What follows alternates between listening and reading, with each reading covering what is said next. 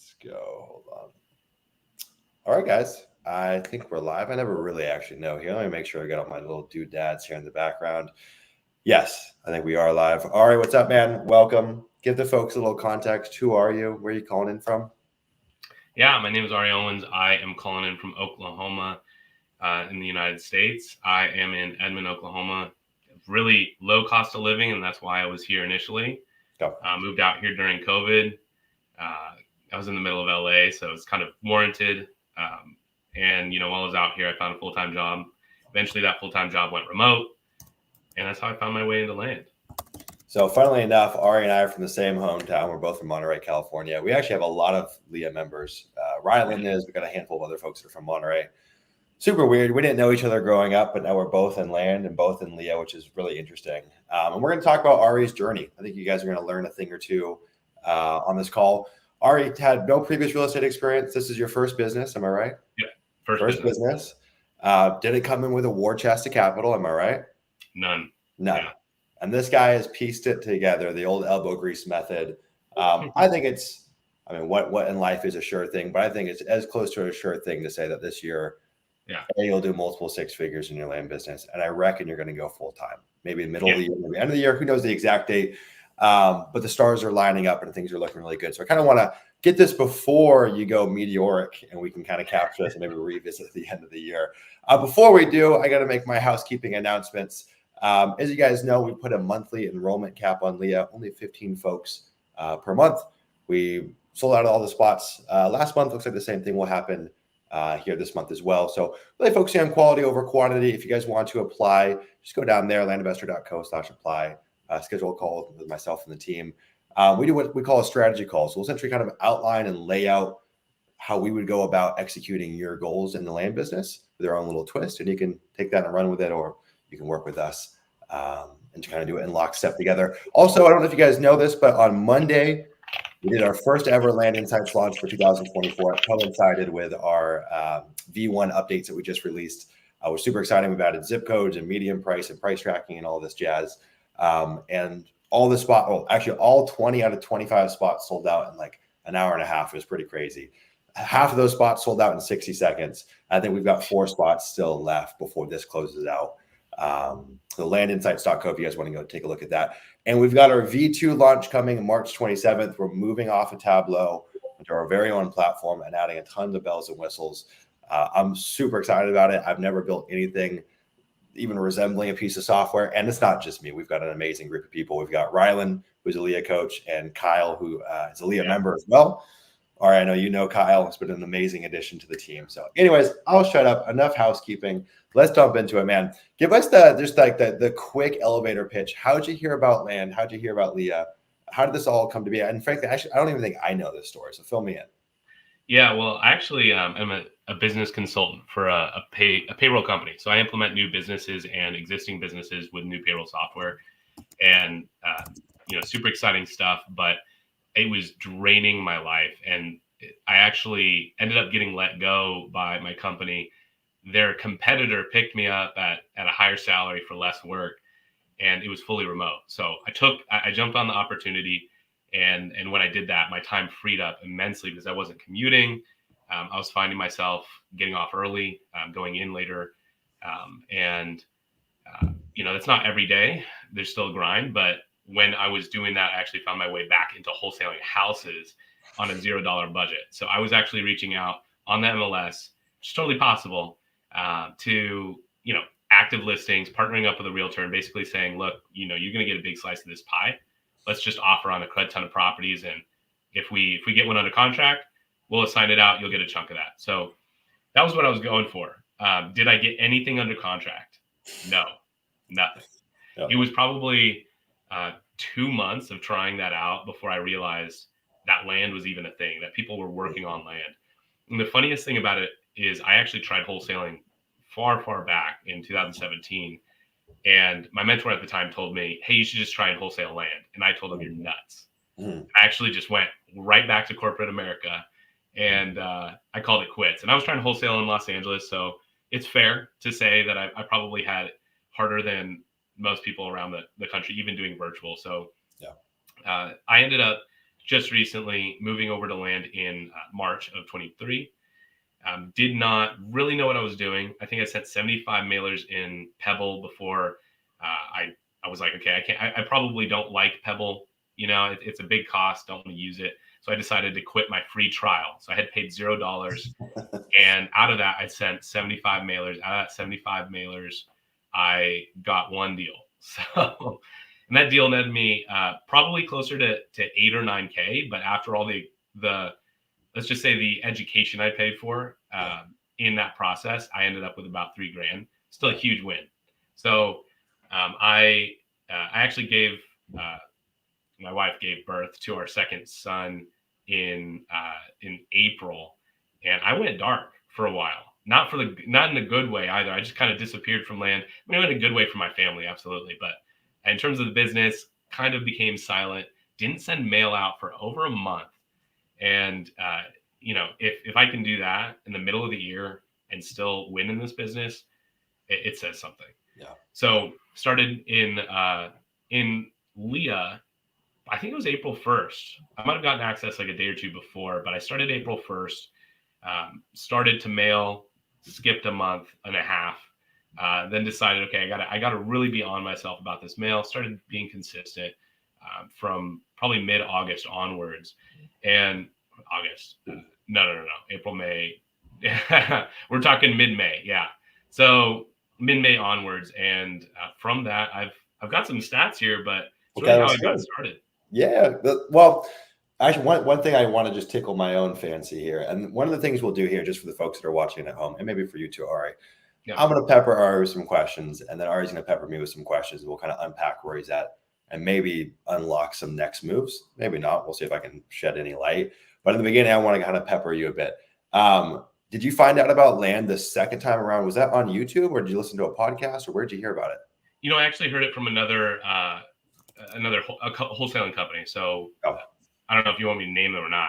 It doesn't matter. Cool. Yeah, look, no sweat off my back. Yeah. So I mean, either way, I joined another mastermind, and that mastermind had kind of this little land academy a part of it.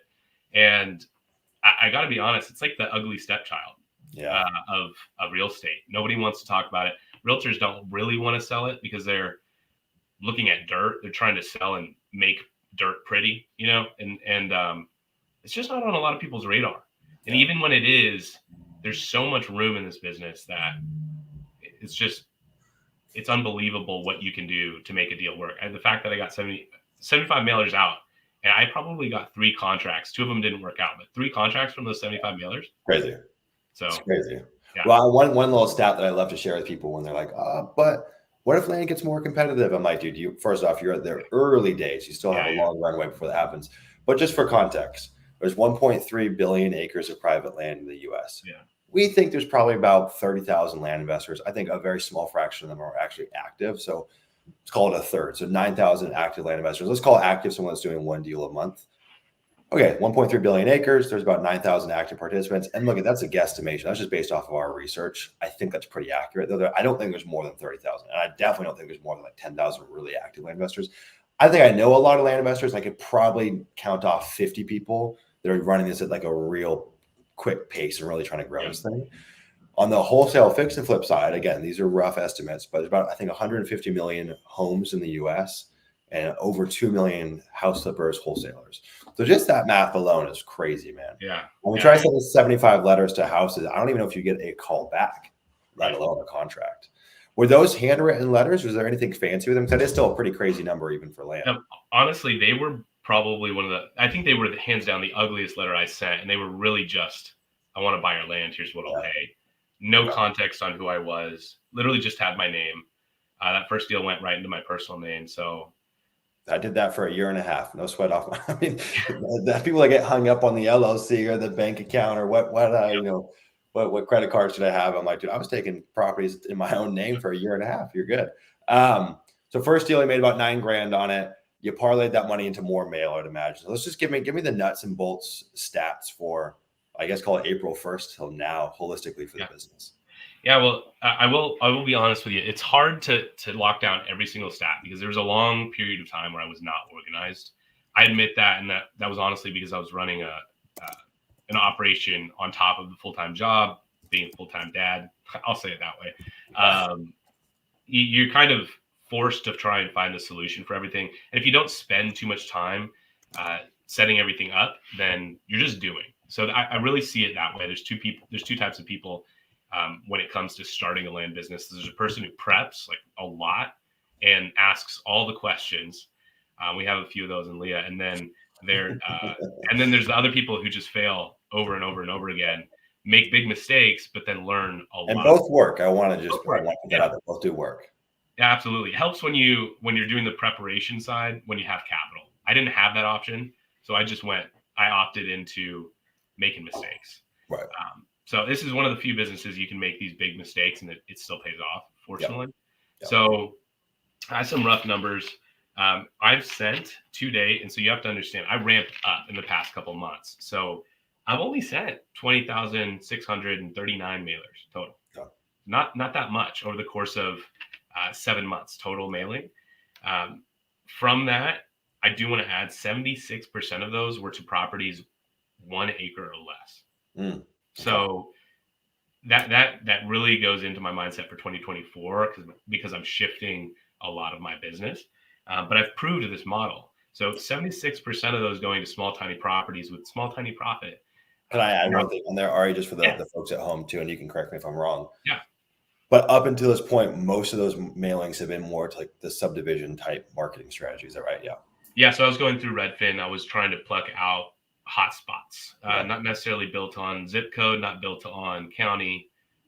Ultimately, I wasn't even looking at like the quote unquote sell through rate of anything except for this little polygon that I'm drawing on Redfin. And if it checks out, it checks out. So I spent hours and hours and hours getting all those subdivisions and then sending out mail to them and then remailing a couple of them that proved to work. So I'd say from that amount of mail, I got 12 contracts.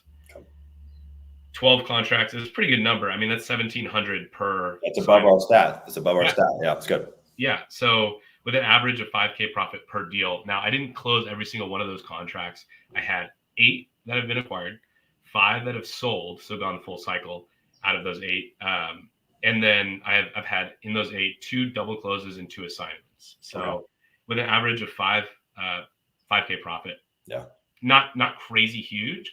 But the thing is, I've proved this concept to myself to the point where I have this confidence that I know what I need to do on a larger property. There's really nothing different. It's just a matter of talking to a different type of, a different person with a different type of property. And I've had those conversations too. When I started out, I got some massive leads. I wasn't really sure what to do with.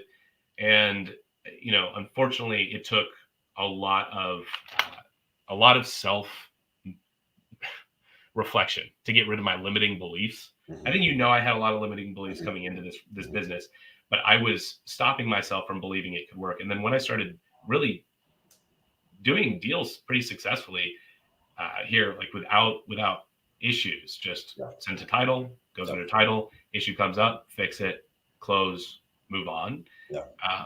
I started realizing these are no different than if the property was 100 acres, if it was 1,000 acres. It's just the use case for it might change, but ultimately the only thing that's changing is the profit. Yeah. So, so great stats. I have, I'll say gross. I don't like gross. Closer to 150K gross.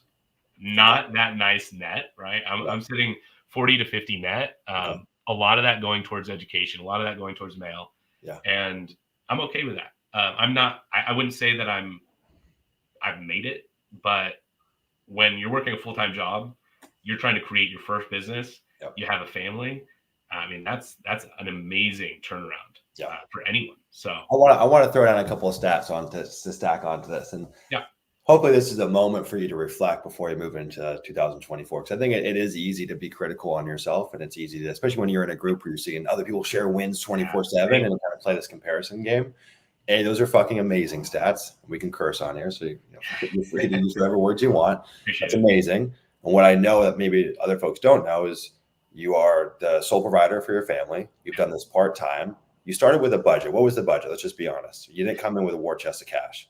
No, actually, if we want to be real about my budget, I probably had $5,000 $5,000. and I Yeah. put the rest on a credit card. So Yeah. yeah. Yeah. And I'm not encouraging people to go take on debt, but all I'm saying is I hear this budget excuse a lot and it's malarkey. You can make this work with peanut. I did it with $7,000. You did it with $5,000. Will it take you longer to scale up? Yeah, it will. I think it's worth it. It's work that's still worth doing. Don't sit on the sidelines and like try to save up every penny until you feel like you've got this war chest that you can go and use. Just start now, right? The other thing too, out of those stats, you spend about $10,000 total on marketing. You've net about 40, 50K. I would imagine too, a lot of those mailers are probably more back weighted to the last few months. You probably haven't captured everything from those mailers, right? Yeah. So I started ramping up recently, and they're not towards those one acre parcels anymore. So there is some of that that's not even seasoned. Yeah. Ideally, I'm going to start getting those leads sometime in February. I have a couple of things up my sleeve that should really shift this business for me. And some of those things are personal. Some of those things are new strategies, but happy to get into that too. Well, one thing I want to tack on too, and this is by no means a knock. This is, I think, probably a compliment. You've also worked through, like you said, a lot of limiting beliefs. And that's like running through this business with a parachute, right? And I see two things. And I feel like sometimes like my sole responsibility is just to like remove limiting beliefs to the point that someone can do one deal and they do one deal and all those beliefs go away. There's limiting beliefs either around this business. People are so pessimistic. How could this business work? It's impossible.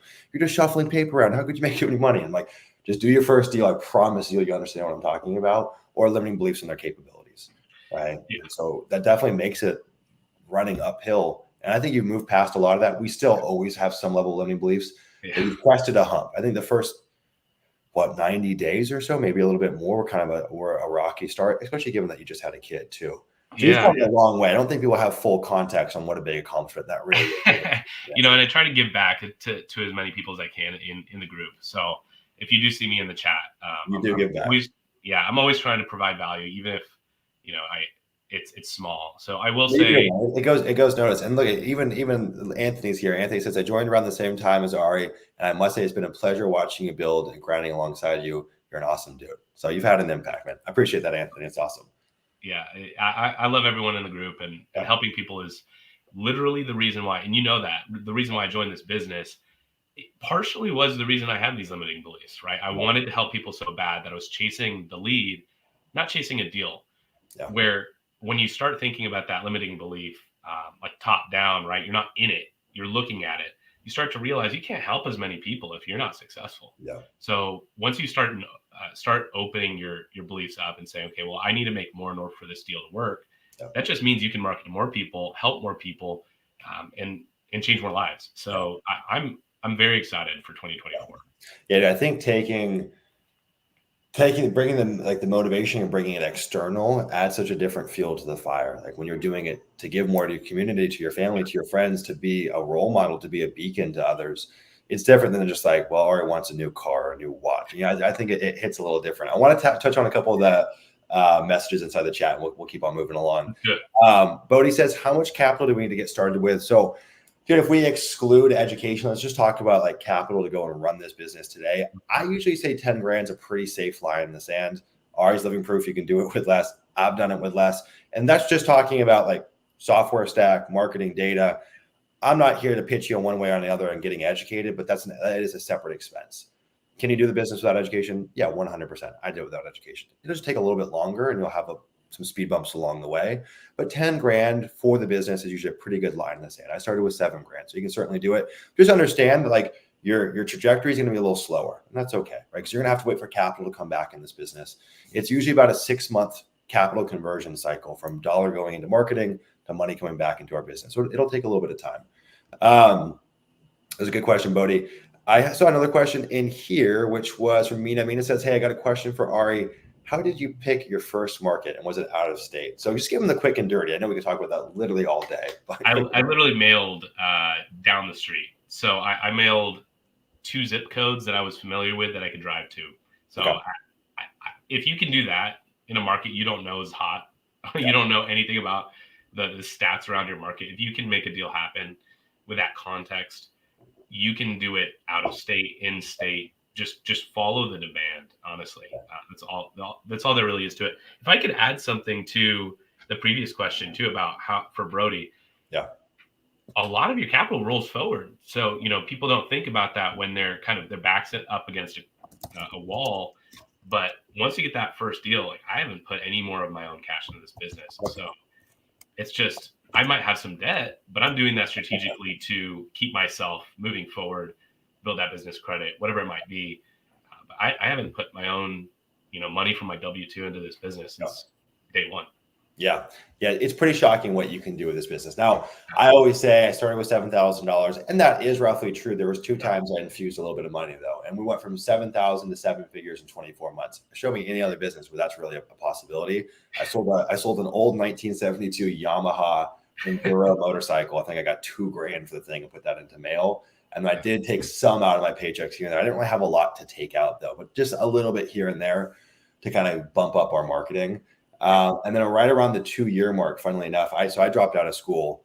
I didn't even know my grandparents had set up a college fund for me. I had no idea. And about 2 years into the business, I was able to tap into that, which I think that was, I don't know, 25,000, 30,000. But at that point when we were already good, but that was like a really big jump for us. Because all your money's always just turning in the business. And I was self-funding every deal at that point too. So yeah, I mean, it's just crazy how far you can go with a small little nest egg, right? If you avoid the common minefields and potholes in this business, you're good. There's a few things that can take you out of the game, and you got to be safe along the way. Byland Acreage. I wish I knew what your name was on here, but we'll call you Byland Acreage. Huh? Austin. Okay, cool. Austin. He says, what are your 2024 goals? Let's talk about that, and then we can kind of roll through the rest of the conversation. You guys keep on putting your questions in the chat. Actually, you know what? I think that's Chris. There's so many people. Byland Acreage. I think that's a lot Chris. of acres people. What's up, Chris? I called it out before you even commented it, so I'm good. Yeah. So 2024 goals. Let's hit on them. Yeah. Actually, I've quite a bit, and that's because I know what I need to do now. And I'll start by saying this: I'm actually getting pretty creative, even in the personal life, to make this work. I am basically sending my family away for a month to the in-laws. Okay. And I'm just going to use that month and so, I mean, for context, I have a 2-year-old, I have a 9-month-old. I'm sacrificing, I feel like I'm sacrificing a month of this kid's life, an important growth stage for him, for this business, so that I can set something up in the future for him. I ask myself all the time, like, if I disappear tomorrow, is there going to be something to take care of? Is there going to be something laid out ahead of them to take care of them? I don't have a college fund built out that big yet. They're just a couple. You got time. Yeah, absolutely. So that's the mentality I have. I feel like beliefs sometimes pay more in this business than money can. Yeah. And if I'm being, the best me possible, this next month alone, I'm using to systematize my entire business and use my W-2 as my model for that.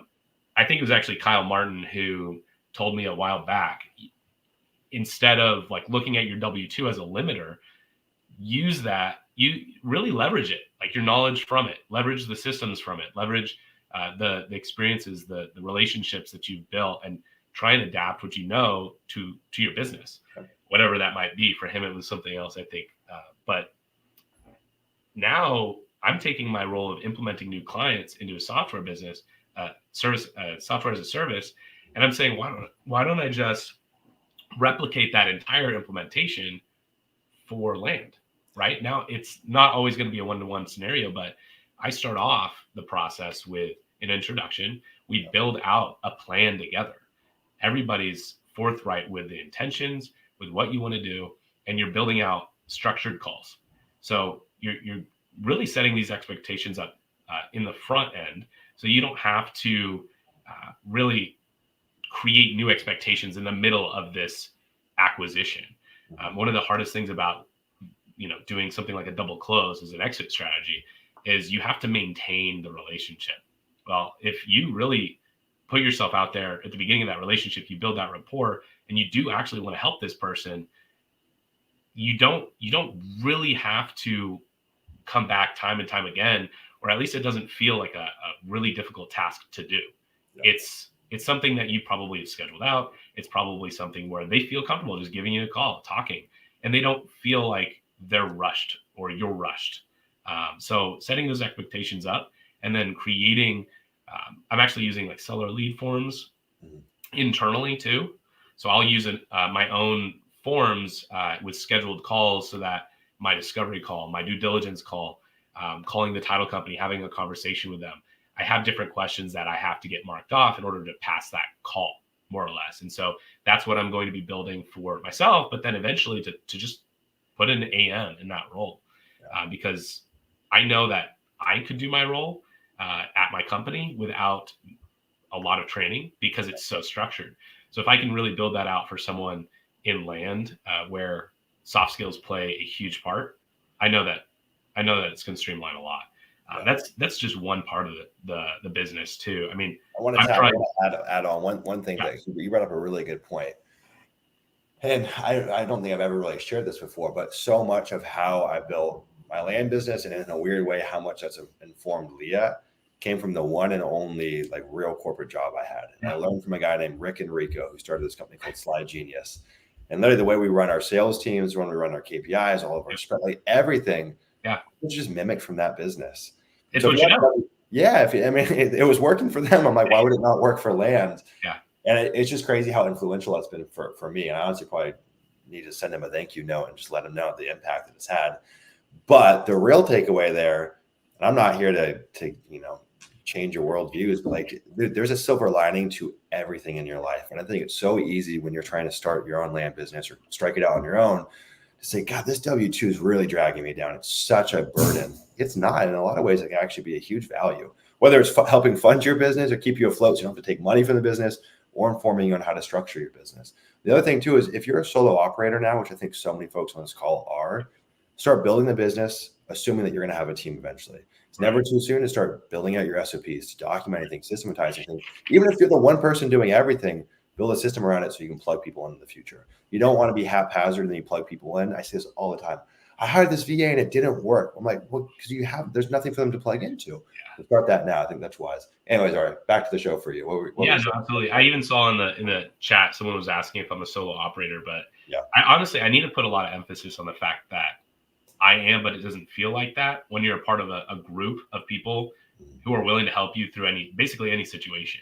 So, lead with value, Dennis Yasko always says, but at the same time, when everybody's leading with value, I mean, you don't feel like you're always leading with value. You feel like you're competing to give more value, to be honest. I mean, there's just so many people with golden nuggets in this business, and especially Leah with experiences that basically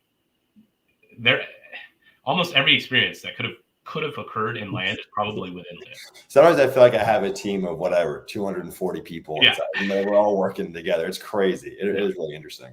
There's no deal or situation that someone hasn't come across, and every person I've come across is willing to share how they got it, how they fixed it. I had a property where I almost had to build a bridge on. I'm like, hey, no one in the land has built a bridge.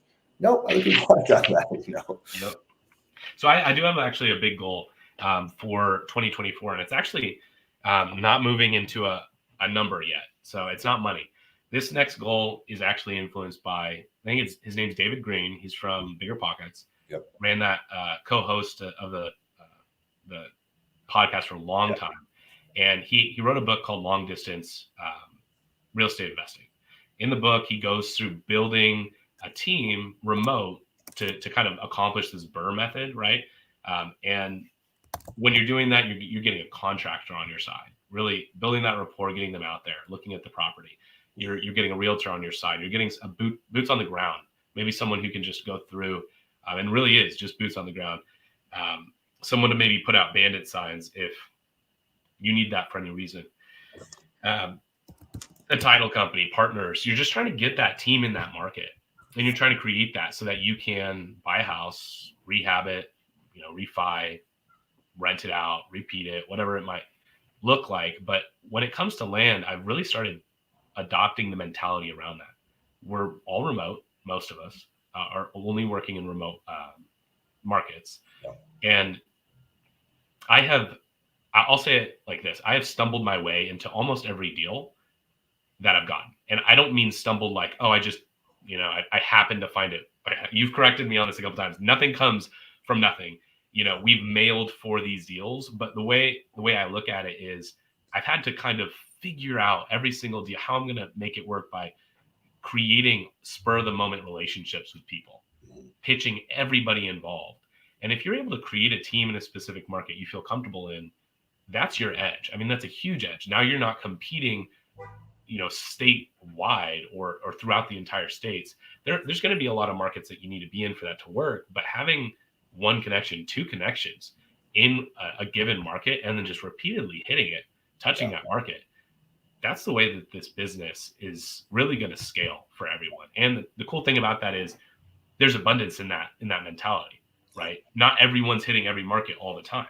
So my goal is to really lock down a good 5 to 8 states that I'm working in.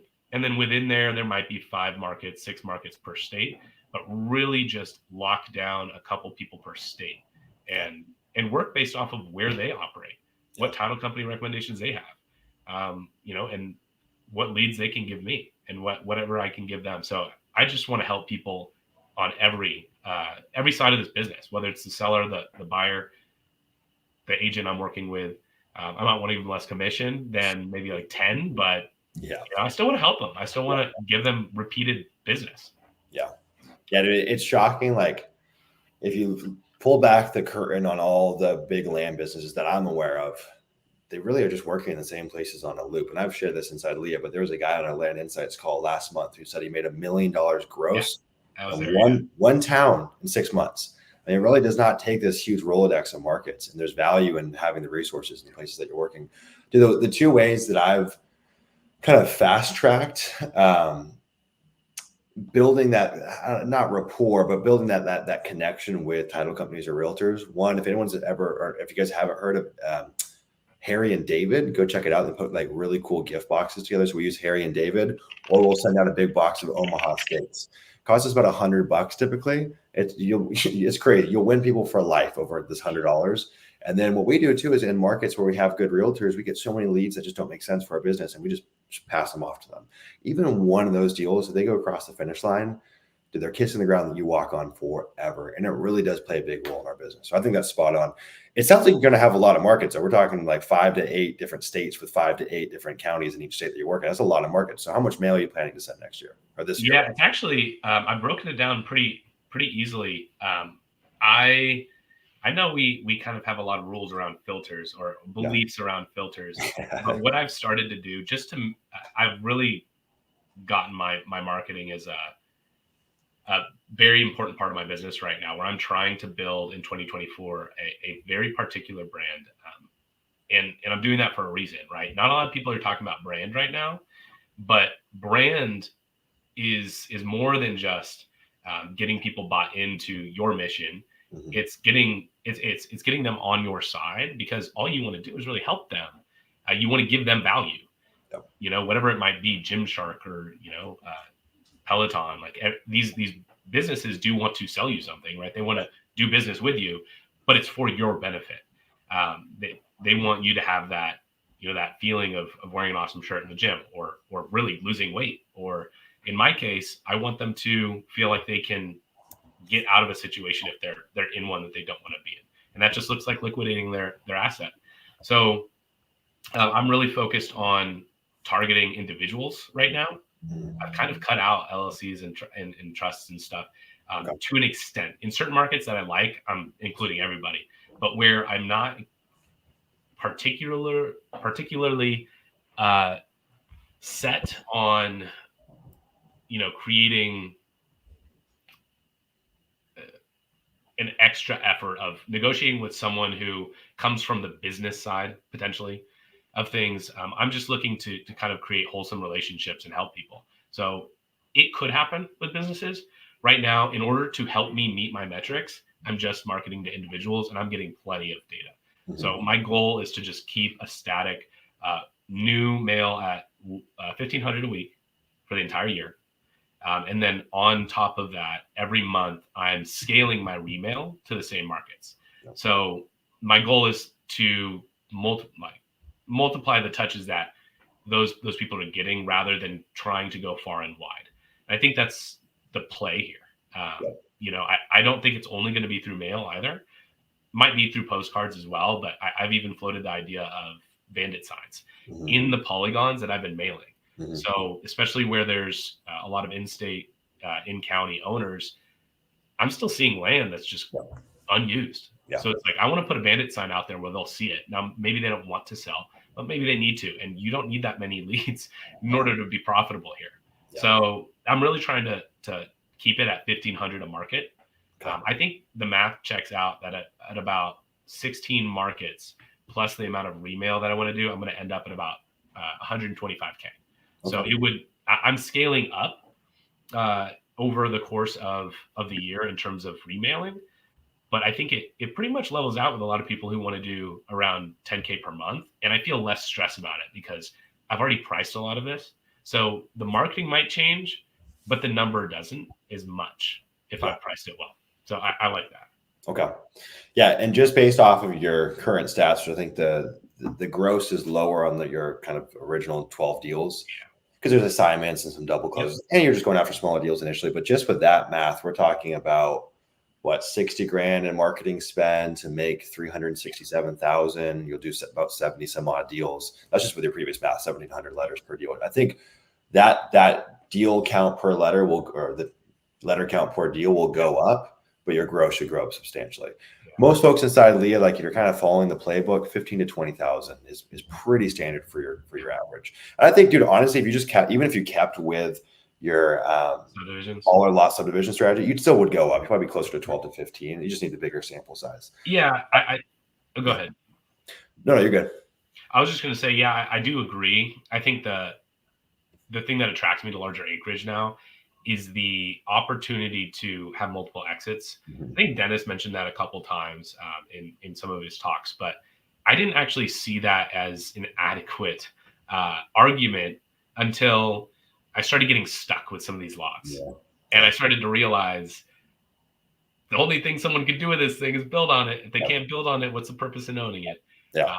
I like multiple exit strategies and, like you said, multiple use cases for the bigger buyer pool. Yeah. And so now I'm actually trying to just really pull that kind of that leverage that you can get from this business in situations like a double close or a seller finance situation. And so I'm really playing around with some creative financing options on the acquisition side to make things super interesting. So I don't need to put too much capital into a deal. Yeah. Shout out to some people in the group like Jay. Yeah, I don't know if you saw that. Yeah, I was about to say, I don't know if you saw that deal, Jade. I don't know all the details, but $600K in equity from $40,000 down payment or something. Yeah. So, and what I'm really getting at too is there is an opportunity. I'm just going to leave it here, but there's an opportunity to use seller finance to basically be everyone else in the same market that you're in. Yeah. I'm going to leave it there, but you really do need to get creative. And if you're on the side of helping someone out, it's not going to work for every deal, but the deals that you can't make pencil, it'll work for them. So having as many tools in your tool belt is super important in this business. Yeah. I think larger acreage, moving that is going to be one of the main drivers of my success in 2024. Dude, I just want to give a quick shout out, man. It's crazy the timing. I just saw this. Look at the love Ari's getting. We have Jesse's inside the group. Actually, funnily enough, Jesse's also from Monterey. That's it's Carmel, yeah. Yeah, so Jesse and I actually went to high school together. He joined Leah about 3 or 4 months ago. And he just said, just finished his first deal. He made 10K net on it. That was his first deal. Second deal just closed as well. He made 22,000 net on it. He's got a new flip he's buying at 36 and selling at 80,000, and another one he's buying at 215,000, selling at 320,000 as a double close. And he says, also shout out to Ari for being an absolute stud and an incredible friend throughout all this. It's crazy doing your first few deals and you have so many questions. This dude helped me so much. Much love, amigo. That's fucking awesome. And there's a picture of him with his new puppy. That's awesome, man. I just saw that. That's super cool, man. Kudos to you for being such a beacon in the community. It definitely does not go unnoticed, at least on my side. Hey, man, it comes from other people really just pouring into you. You've done a big job of that. I don't even think we've ever told anybody how I got into Leah, how I kind of finagled my way into Leah. But you're probably like, God, if I look back last year, I think you and funnily enough, Igor were the only finaglers. So we created some special terms for you to get you in the door. And then Igor, funnily enough, so he joined January. He was 18 years old. He's playing basketball in the U.S., but he's from Poland. He gets to like April or May, and he's like, dude, I can't continue in this business. He's like, I got to throw in the towel. I'm like, look at MF, or I'm not letting you quit. You're sticking around. I'll do whatever it takes to keep you in this game. So we changed his payment and his terms, and now he's on a payment plan. And now he's, as you said, the guy's crushing. He's 19 years old in Poland. Yeah, so, I mean, I was honest with you too, man. I didn't have the capital. I was just like, look, I want to be a part of this community, and I'll give whatever I can, but I don't have much. Yeah, dude. I always tell people, I'm like, my job here is to pick horses and bet on them. And so when I have a lot of conviction in a horse, I'll bend over to make it work. I want to answer some of the questions here in the chat. Good old Kyle Martin says, how does Ari get so good looking? I really don't know. I was wondering the same thing. This is one of the funniest comments. Bodie says, Ari searching for intergalactic lots with that telescope in the background. I was going to ask you about that telescope. I'm on the hunt for a new telescope myself, so that caught my eye. Nina said, hey, wondering what tools Ari ended up using or changing. So let's just go super quick. What tools are you using? Yeah, I started on PropStream, and I started with Pebble initially and moved immediately to Rocket Print and Mail. I will say PropStream gave me some data issues, but it's affordable. I mean, if you're starting out on a budget, terrible data. It's affordable. If you're starting out on a terrible budget, it helps you understand the business and what you're after. Now, I would use it, and maybe again, if I were to start again, I would maybe use it to get my first deal. But that's only on the basis that it's still $90 a month to get 10,000 records. Here's my I want to play devil's advocate with you. So if you're coming into this business, and let's say, I mean, you're going to have more than $90 because you're planning on marketing, right? Yep. If you're doing mail or text, anything that's capital intensive, let's just say cold calling is the alternative. It's not capital intensive. I'm going to encourage everyone on this call to remove PropStream from their list. You'll save some coin on the data, but you're going to get smacked on the marketing. The data is just, a lot of it's outdated or expired or just frankly wrong. And so cheap data, but if we're going to spend money on marketing, I just say go to DataTree, get it for $99 a month, plus the per usage for how much data you're pulling. I think it's money well spent. It is true. I mean, there's a point of diminishing return on data. If it's not high quality, why are you even reaching out? Good. Yeah. Bad input, bad output. And I think the other thing, like, that's asterisk if we're mailing or texting, which is super capital intensive. A lot of money goes into it. If you're picking up this thing and trying to get deals, which I used to do, you can do it. It's a lot of work. Okay, fine. Maybe PropStream. You're still going to waste some of your time if you're really on a budget. This thing plus PropStream does work. You can get deals that way. Yeah. So yeah, back to what you're saying. Yeah. So I moved on from PropStream once I got that first deal done. Moved immediately into DataTree. Did see a big difference in my response rate. Even people just saying, screw you, I don't want to sell my land. And I will say it's important to get unique on your mailers. Maybe not too unique. I sent out a mailer saying urgent message from Santa. Didn't get the best response there, but like, who's this weirdo? Yeah. But I will say getting creative in your business is super important to stay kind of set apart from everyone around you. I love that people, will give you their contract or show you what their offer letter looks like. But at the end of the day, if you just send out the same old, people aren't going to know the difference. I mean, eventually you'll get a deal. You will. But it's not going to propel you forward. And so I've seen a lot of people buy into who I am, my brand, and root for me on top of feeling blessed to have worked with me. Yeah. So that's really what I'm after. In 2024, I'll say I used Land ID, and I still use Land ID. I had never used Priced. I don't think some of those pricing tools are necessary. I priced everything myself. Some of those limiting beliefs stopped me from pricing the entire mailer in like an hour to 2 hours to 3. I was spending sometimes days going property by property in both DataTree and a spreadsheet. I remember that. Every single one. Yeah.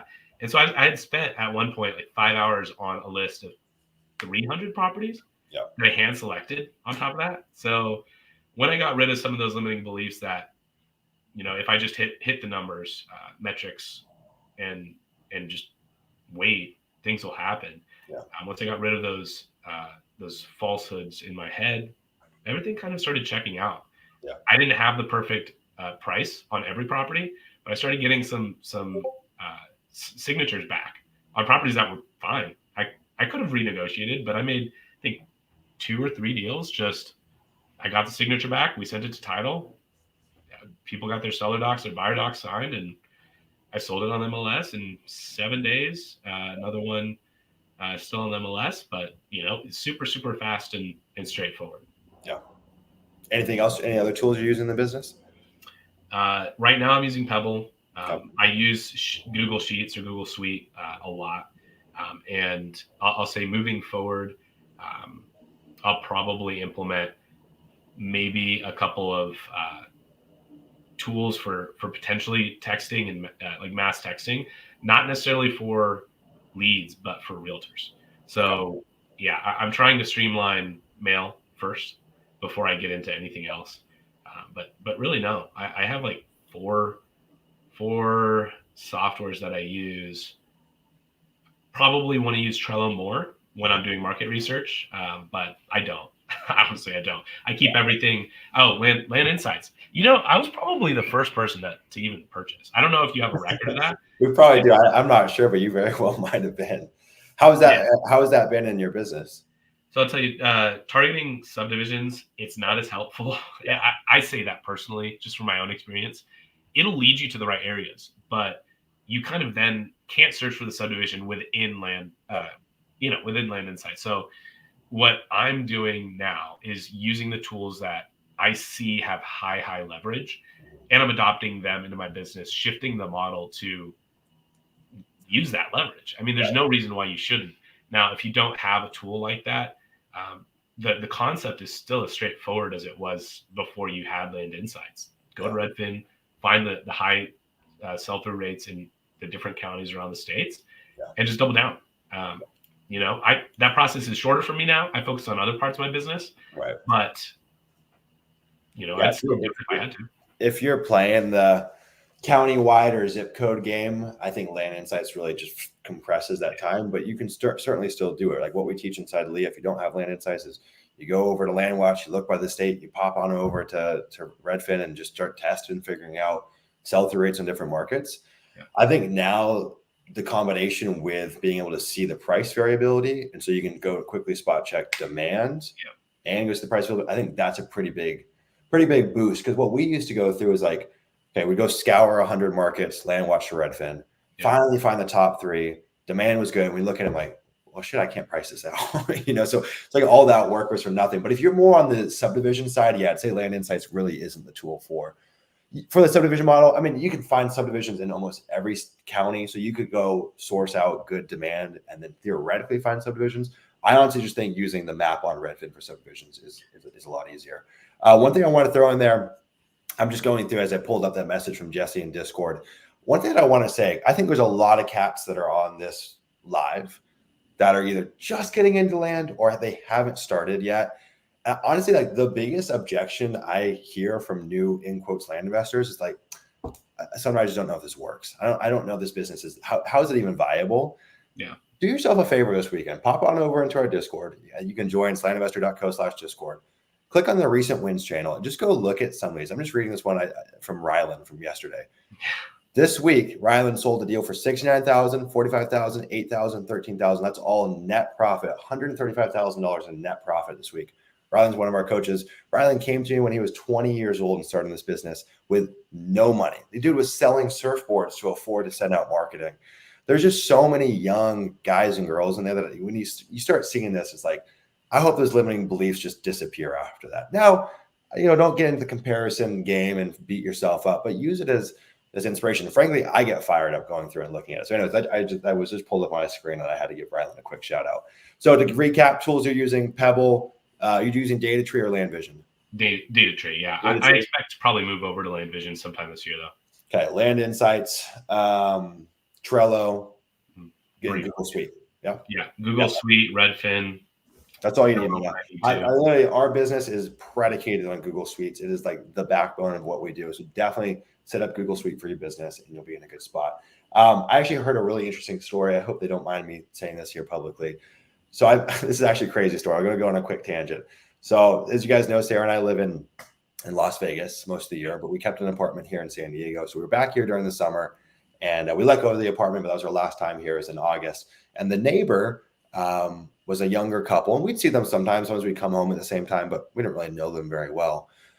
Well, we host a meetup here in San Diego last Saturday, and I pull up to the meetup and I see that guy there, the old neighbor. I say, he must be at dinner, must be a sheer coincidence. He's like, no, man, I'm a land investor now. And he had stumbled across our YouTube videos. He was looking at for a business to start, stumbled across our YouTube videos. Was like, holy shit, I used to live next to that guy. He uses Land Insights, is in the Discord, all that stuff. But dude, really crazy. So he started with Land Vision. He was able to lock up Land Vision with a solo license for the same price that we got ours as the group. So even though you might have missed out on the deal Jerry got, apparently they are very negotiable. I hope they don't mind me saying that, but he got it for a screaming deal. So, and just by himself. So Land Vision is a great addition to the business. I think, once you start doing north of 100,000 mailers a year, it starts to make a lot of sense. Yeah. All right. So a couple questions here. How about Pat Live? Do you use Pat Live? I actually do. You're right. You hardly notice when you see a new lead form come in. You forget who it's coming from. But yeah, Pat Live is instrumental, actually, especially with a W-2. Any sort of answering service you can manage, but Pat Live's been remarkable. Clutch, Not only building rapport for me, but really setting a precedent. I mean, I get compliments. Sometimes I have. Isn't that crazy? The compliments are crazy. Yeah, I get people asking me about my receptionist. Yes. I'm like, dude, I don't know who you talk to. I have a different person every time, but cool. No, yeah, Pat Live is unbelievable. Again, if you're doing 5,000 plus, 10,000 plus mailers a month, Pat Live is a measly expense. It'll change your life, especially if you have a W-2. Yeah. I think it's an essential tool. I've heard other folks use AnswerForce. I've heard that's good as well. I think pricing is pretty similar. Yeah. Jerry says, so good to see you blowing and going. That's a funny way to put it. Knew it would happen from the first time I saw you on the call and getting after the info. Super cool. All right, last one we're going to answer, then we'll flip the script. You can start grilling me, Ari, so get your questions prepared. I'd love to. Maverick says, are your mailers geared more towards a corporate feel or family feel? I'll answer that, then Ari can. All of our mailers, in my opinion, should be geared toward the personal feel. It trumps the corporate business feel, in my opinion. Yeah, no, I'm the same way. Actually, I'll leave it at this because I know there's some other couples out there, but I'm really going after the Chip and Joanna Gaines legacy. Yeah. I'm really trying to hunker down on that because people want to see them succeed.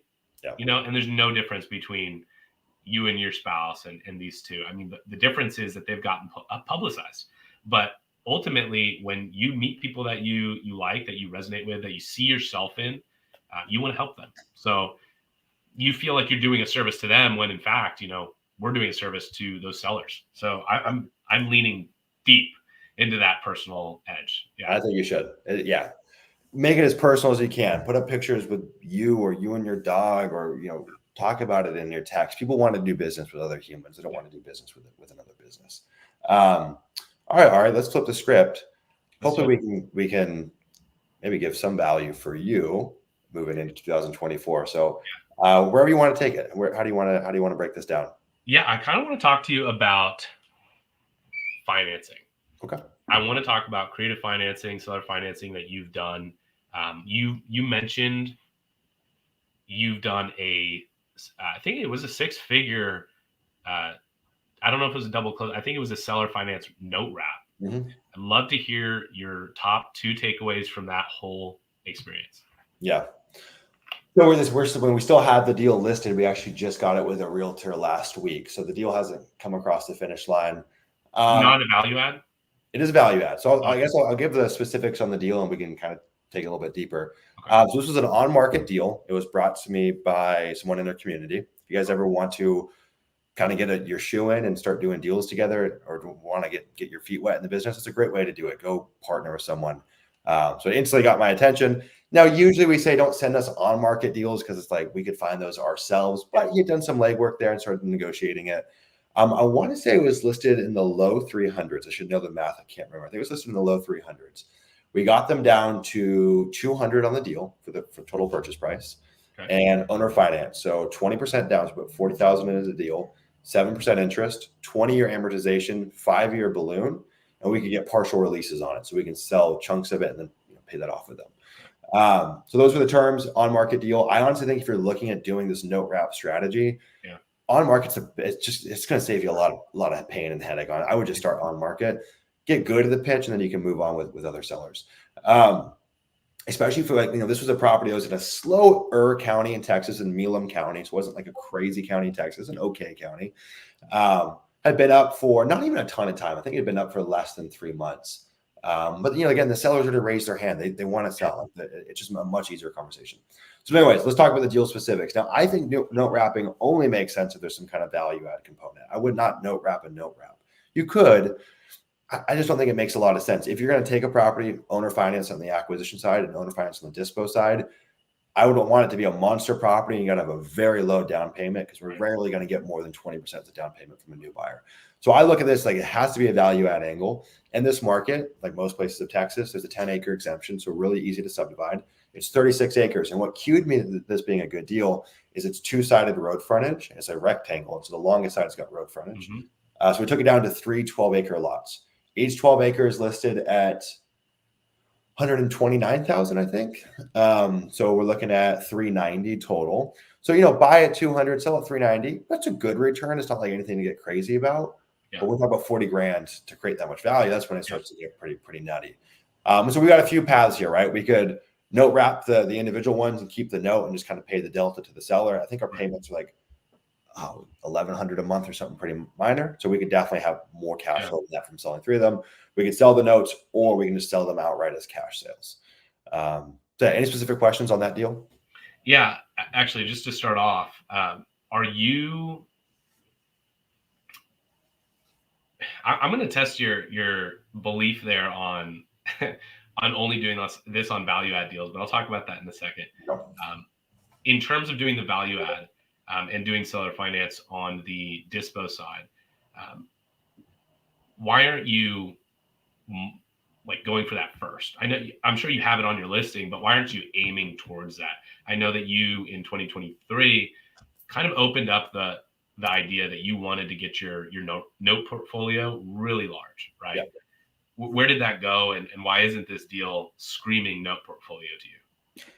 No, it is, and like our terms are pretty favorable. So first off, we're the only one that I know of a property. Is this in Healey County? No, this is in Milam.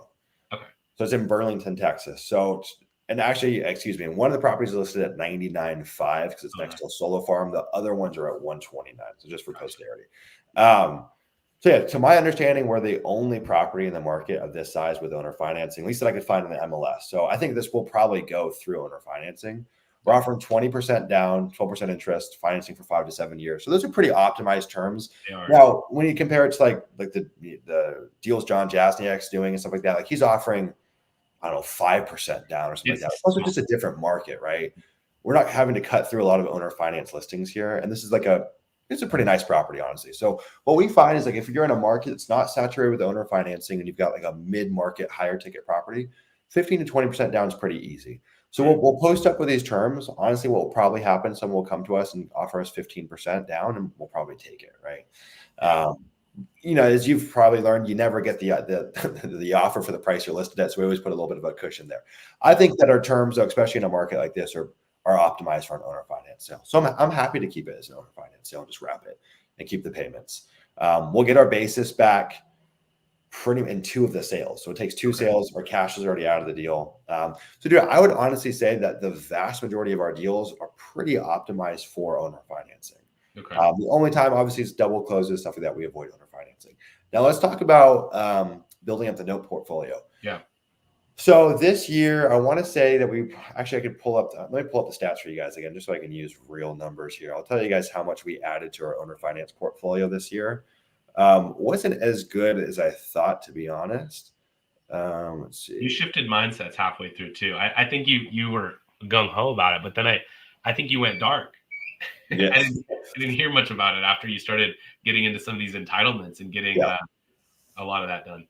So we added $10,000 a month of new recurring revenue, which is about $700K of note value this year. So we way undershot what we thought we could add. I think last year we added about 3 times that. Wow. Honestly, I think I just kind of took the strategy that we were using in years past and kind of got smacked over the head. So in years past, what really built up the cash flow for us on the owner financing was buying portfolios of smaller properties. And we were like our process for moving those was just airtight. We were so good at them, and we could sell 30 of those a month easily. Well, market changed. And so I bought these portfolios, and it just was way harder to move. Now, every property that goes through our dispo side always has owner finance terms on them. And frankly, actually, the math turns out to be better on bigger deals. Is what you get is, basis coming back to you or getting closer to your basis. But the total percentage return, nothing can compete with the small deals. Like 500, 700, 1,000, 2,000% returns. And they're pretty bananas. So yeah, we bought probably 100, 150 small portfolio deals this year.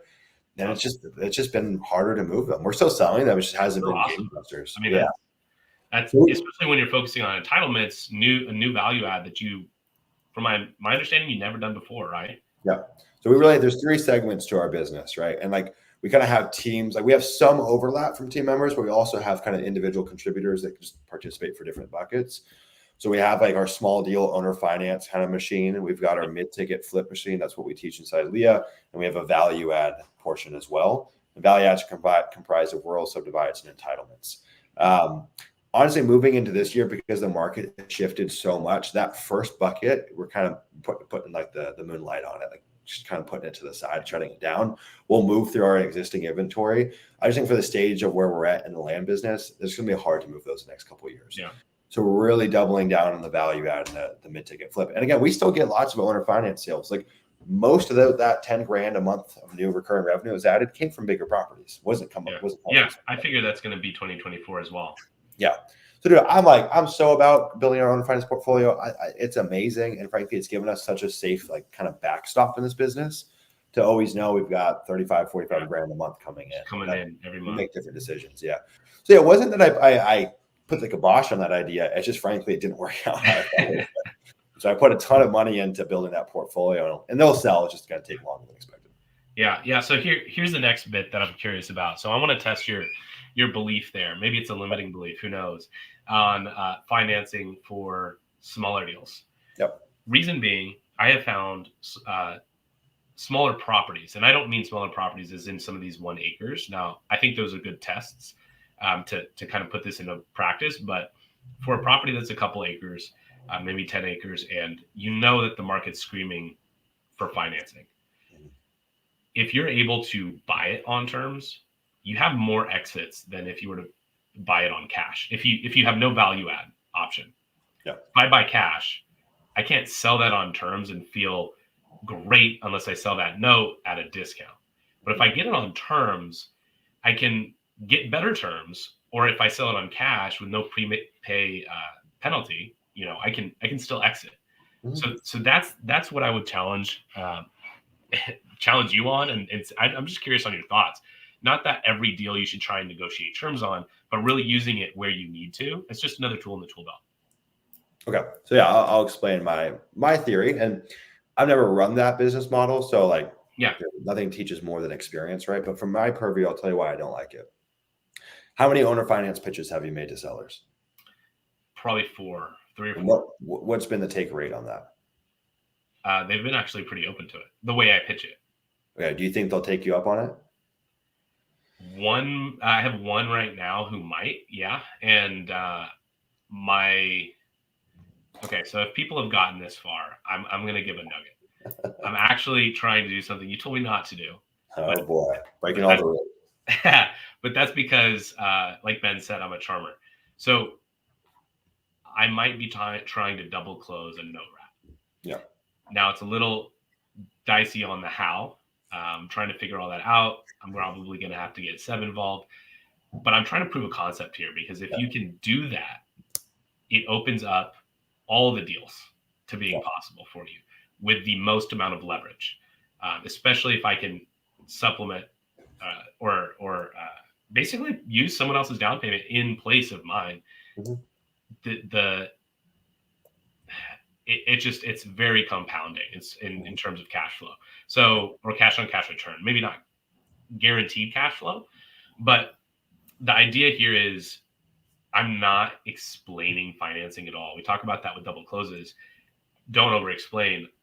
When it comes to financing, I'm just saying one sentence. If I could get you that price, are you okay if I give you some now and pay you over time? really it. I'm not telling them it's financing terms. I'm not telling them anything else. They go, yeah, I'd be open to that. And from there, it's a conversation of how to structure it. Now, have I gotten down the entire path and actually closed a deal doing that?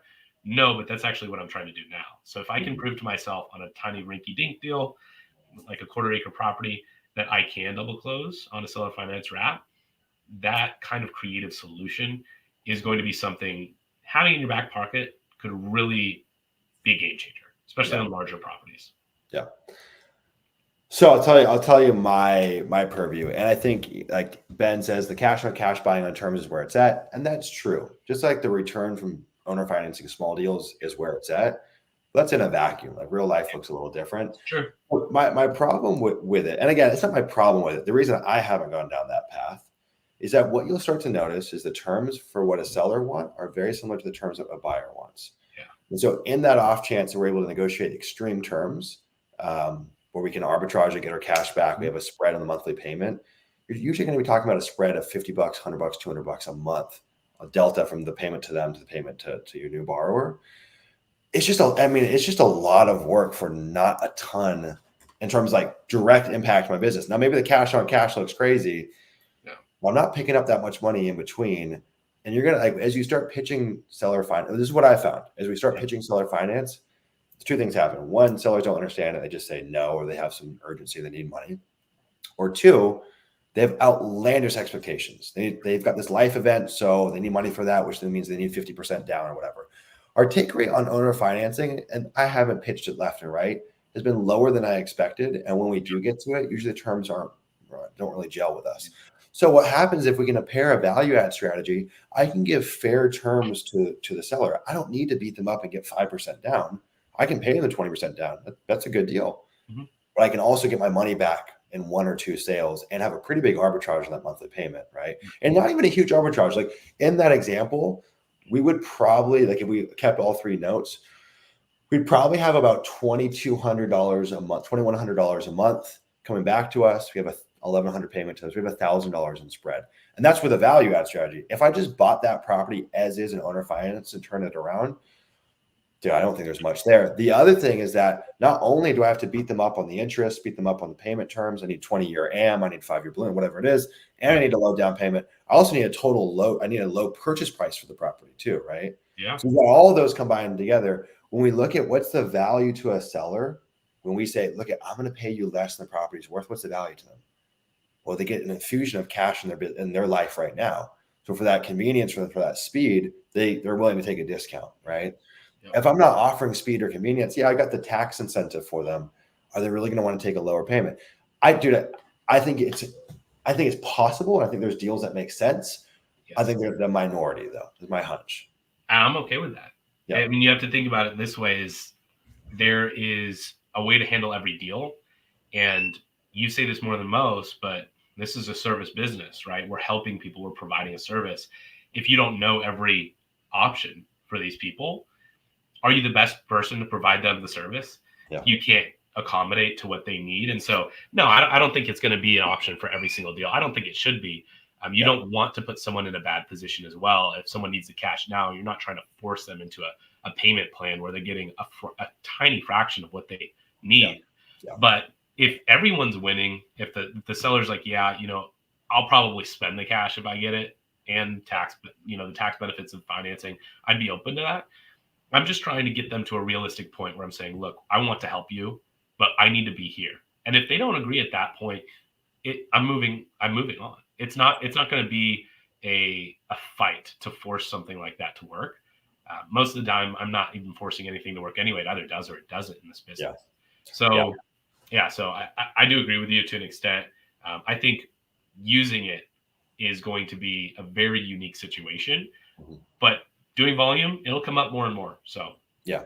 I think having awareness of all the tools that are available to you is important. And it's like I hate when people are like, "Sumner, I'm just going to do double closes." I'm like, why? It's a tool, but it doesn't serve every seller. And like at the end of the day, like you said, we are providing them a service. We got to understand what their problem is and solve that for them. To play devil's advocate too, the last thing I'll chime in on this is as you grow in this business, you do more deals, you build a reputation, build a brand, all that stuff. Capital is cheap, bro. more capital than opportunities out there. And so again, if I can give it a lower basis in the property because I'm giving them a quick close where they can't get it otherwise, the difference in the cost of capital might be worthwhile to get a lower basis in the property, right? So yeah, man, I think it's a good thing to have an awareness on. Personally, if it were me, I probably would only do it on a value add setting, but it's deal by deal. I think the other thing too is that obviously for your time, it probably only makes sense on bigger deals where there's going to be a real spread between the payments and the down payments. And also I think for sellers, it's the only time it really makes sense because that's where the tax burden becomes really relevant. Doing it on the $20,000 properties, what do they really care? Right. So yeah, dude, I'd love to see one of those come across the finish line. I have no idea what that deal was that Jay did. Do you have any awareness on that crazy deal? No, I don't. I know what you're talking about though, and I don't know how he did it. Yeah, I don't know if it was an entitlement or a subdivide. I mean, it was some kind of value add. I'm pretty sure, but put 40 grand in the deal, and I think created 600K back. Yeah, can I popcorn over to Jay for this next one-on-one session? Yeah, you want to have Jay on? Yeah, I choose you, Jay. Yeah, Jay, if you're watching this, you've been summoned. Cool, man. What else we got for me? Yeah, I really like to know a little bit more about relying on 1 a.m. So you're kind of known for having these 2 a.m.s on in your business. One's kind of focusing on value add. At least this is I believe what you've said previously. One's focusing on value add. One's kind of focusing on the bread and butter. Yeah. Is that a preferred method over both handling whatever comes their way, and why are we separating their tools? Because I feel like we're not going to be able to solve for every single exit that's occurring on the mail. So are you just dividing that out when it comes to Pat Live, and really why do we want to silo the skill set of an AM, or is that siloing? Is that harnessing their skills? What do you? Yeah, it's a good question because it's super relevant. Mm-hmm. We just made some changes to where Jordan, who's been mainly working on the value add side, we're kind of opening up the floodgates, and he's getting more leads on his plate, frankly, because he's so good. Like he's just good, and he deserves more at bats because the value add stuff takes forever. So like the paydays can be big, but they take a long freaking time. So to kind of fix the lumps in between, I think that's really helpful. Yeah.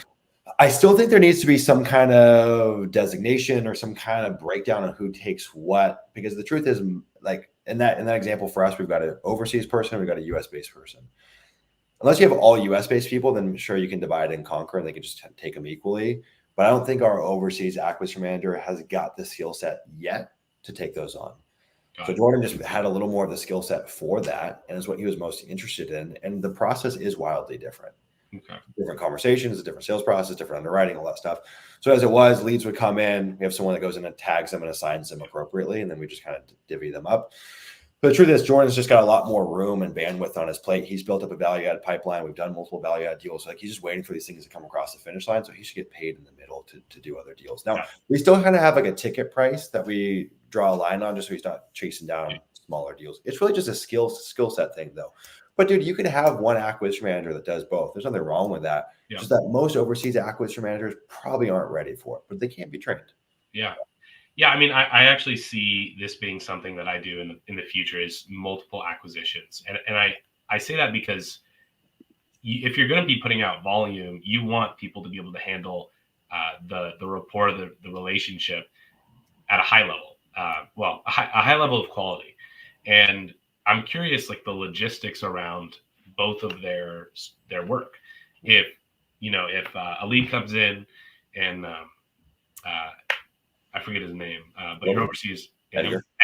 If Edgar's lead turns into a value add situation, is he handling that? Is he moving it on to Jordan? Like, how does that work? Yeah, so stuff still slips through the cracks from time to time, but when we do see it, we just go pass it off to Jordan. So like he never will take one across the finish line, but sometimes things get accidentally assigned to him that don't belong to him. We'll go through, tag Jordan, and move it over to Jordan. So yeah, we do keep a separate line there just because these things are hard to come by. Mm-hmm. They cost a lot to get them in the CRM. So I want a specialist who's ready to take them down. That specialist that revolves around the underwriting, which is kind of outside the scope of Edgar's role, and also just the way the conversations go. It's just a different game. And like, dude, I'm not here to throw shade at overseas employees. I'm probably the overseas biggest advocate. I love working with overseas people, but the truth is when someone's looking to sell their $3 million property, they do want to talk to someone that feels similar to them. Yeah, no, absolutely. All right. I got another question for you. This one's interesting and juicy at the same time. land insights. Yep. We talked about diminishing return in some other areas of the business. And this is why I'm talking about creative financing options more and more and thinking about them more and more, is because so many more people are getting into the business. Is it diluted? No. But what's the edge that I have over someone else doing the same thing, right? You're constantly looking for that. And it could be small, it could be big. Well, Land Insights really creates a divide between someone who has to spend a lot of time looking for their market and someone who doesn't. Yeah. That's a great thing for someone like me with a day job, but there's a point of diminishing return when there's too many people on this platform. So I'm curious, where does it cap? And if it does cap, how do you see that as beneficial to the community rather than like gatekeeping information? Yeah. I've spent a lot of time thinking about this, and funnily enough, at our meetup last Saturday, this was probably the number one question. Just about everyone there was using Land Insights and like, what happens if we're all clicking the same green dots on the map and stuff like that. So a couple of things. Do I know what the threshold is? No, I don't, but I'm keenly aware that there is a threshold. That's why when we launched it, it's always been like little chunks at a time, just to kind of stair step our way up and figure out, well, is there a point where we start getting feedback of diminishing return? Honestly, from my purview, it's at least hundreds, maybe low thousands before that happens. Because you got a couple of things to take in consideration. Everyone has a slightly different business model and parameters for what they go after. Everyone's got different mailing cadences and like mailing volume.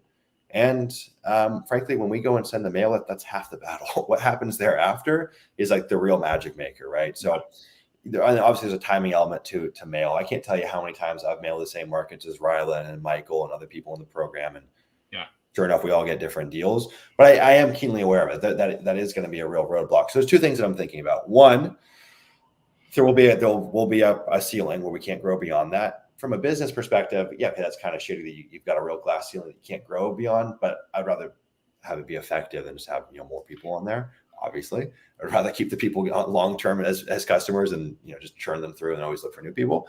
And then at a certain point too, over time, as we start to kind of tighten the new seats that are coming on, price for new members will go up. So that's our only path to growing as a business. Now, folks that are users of the platform, they'll be grandfathered into price forever. But folks that are new coming on, over time, price will stair step up. We're not close to it. I mean, we only have like a little under 100 members on there. So we still got a long way to go. But if we're at 500 or 1,000, it becomes a reality. So maybe it goes from 500 a month to 750 or 1,000 a month. Another thing too that we're working on, which I think is really fucking cool. So we've got like the V2 launch is coming March 27th is so different than how the platform currently sits. There's a lot that's coming with that. Yeah. There's going to be some bells and whistles that come on just for Leah members. So right now, the only edge is being a Leah member is you get early access. It's like 75% of our users are all Leah members because they always get first dibs on it.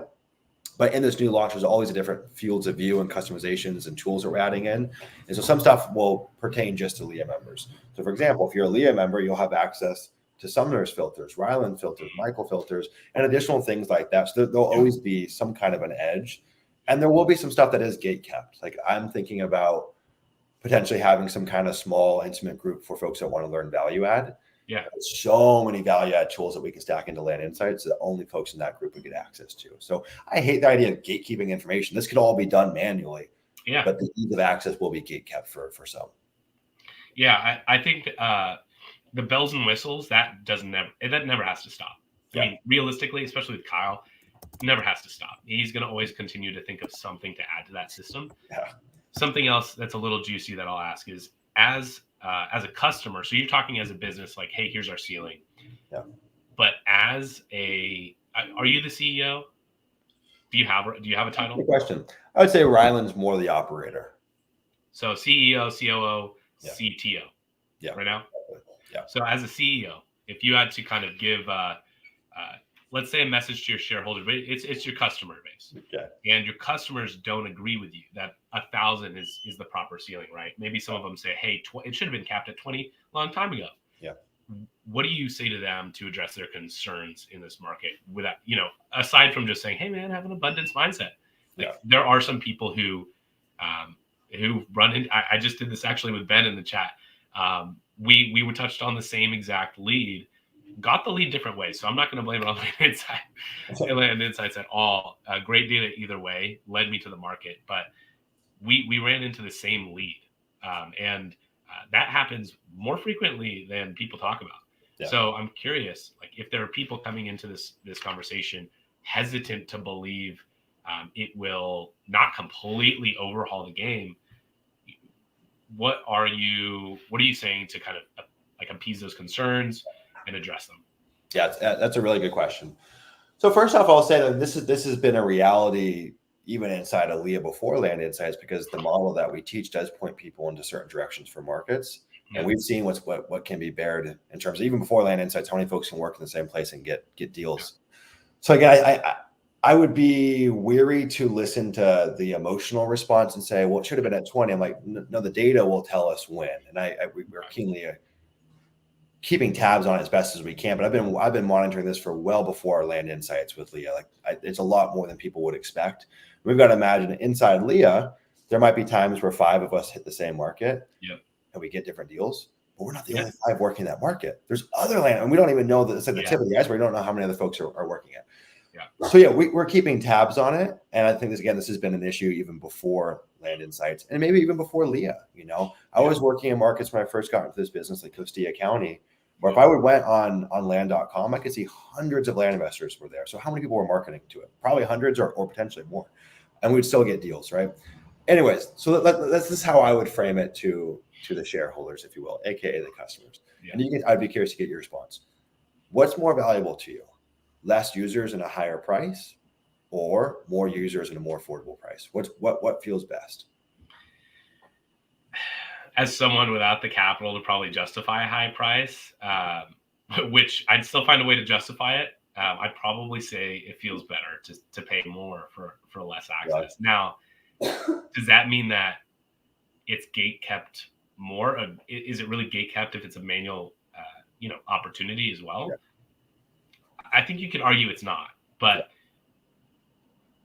it's an opportunity that could change lives, and I'm all for, opening that door for people, because that value that you're giving out is ultimately going to create partners in the future. I mean, you already have people bringing you deals constantly. So as a shareholder, as a customer, I think it's more valuable in the short term to say, yeah, I want all the access. But in the long term, the more people playing the game just honestly helps us touch more people faster. Yeah. Some people don't even realize it, but they're not talking to the person they thought they were talking to. Right.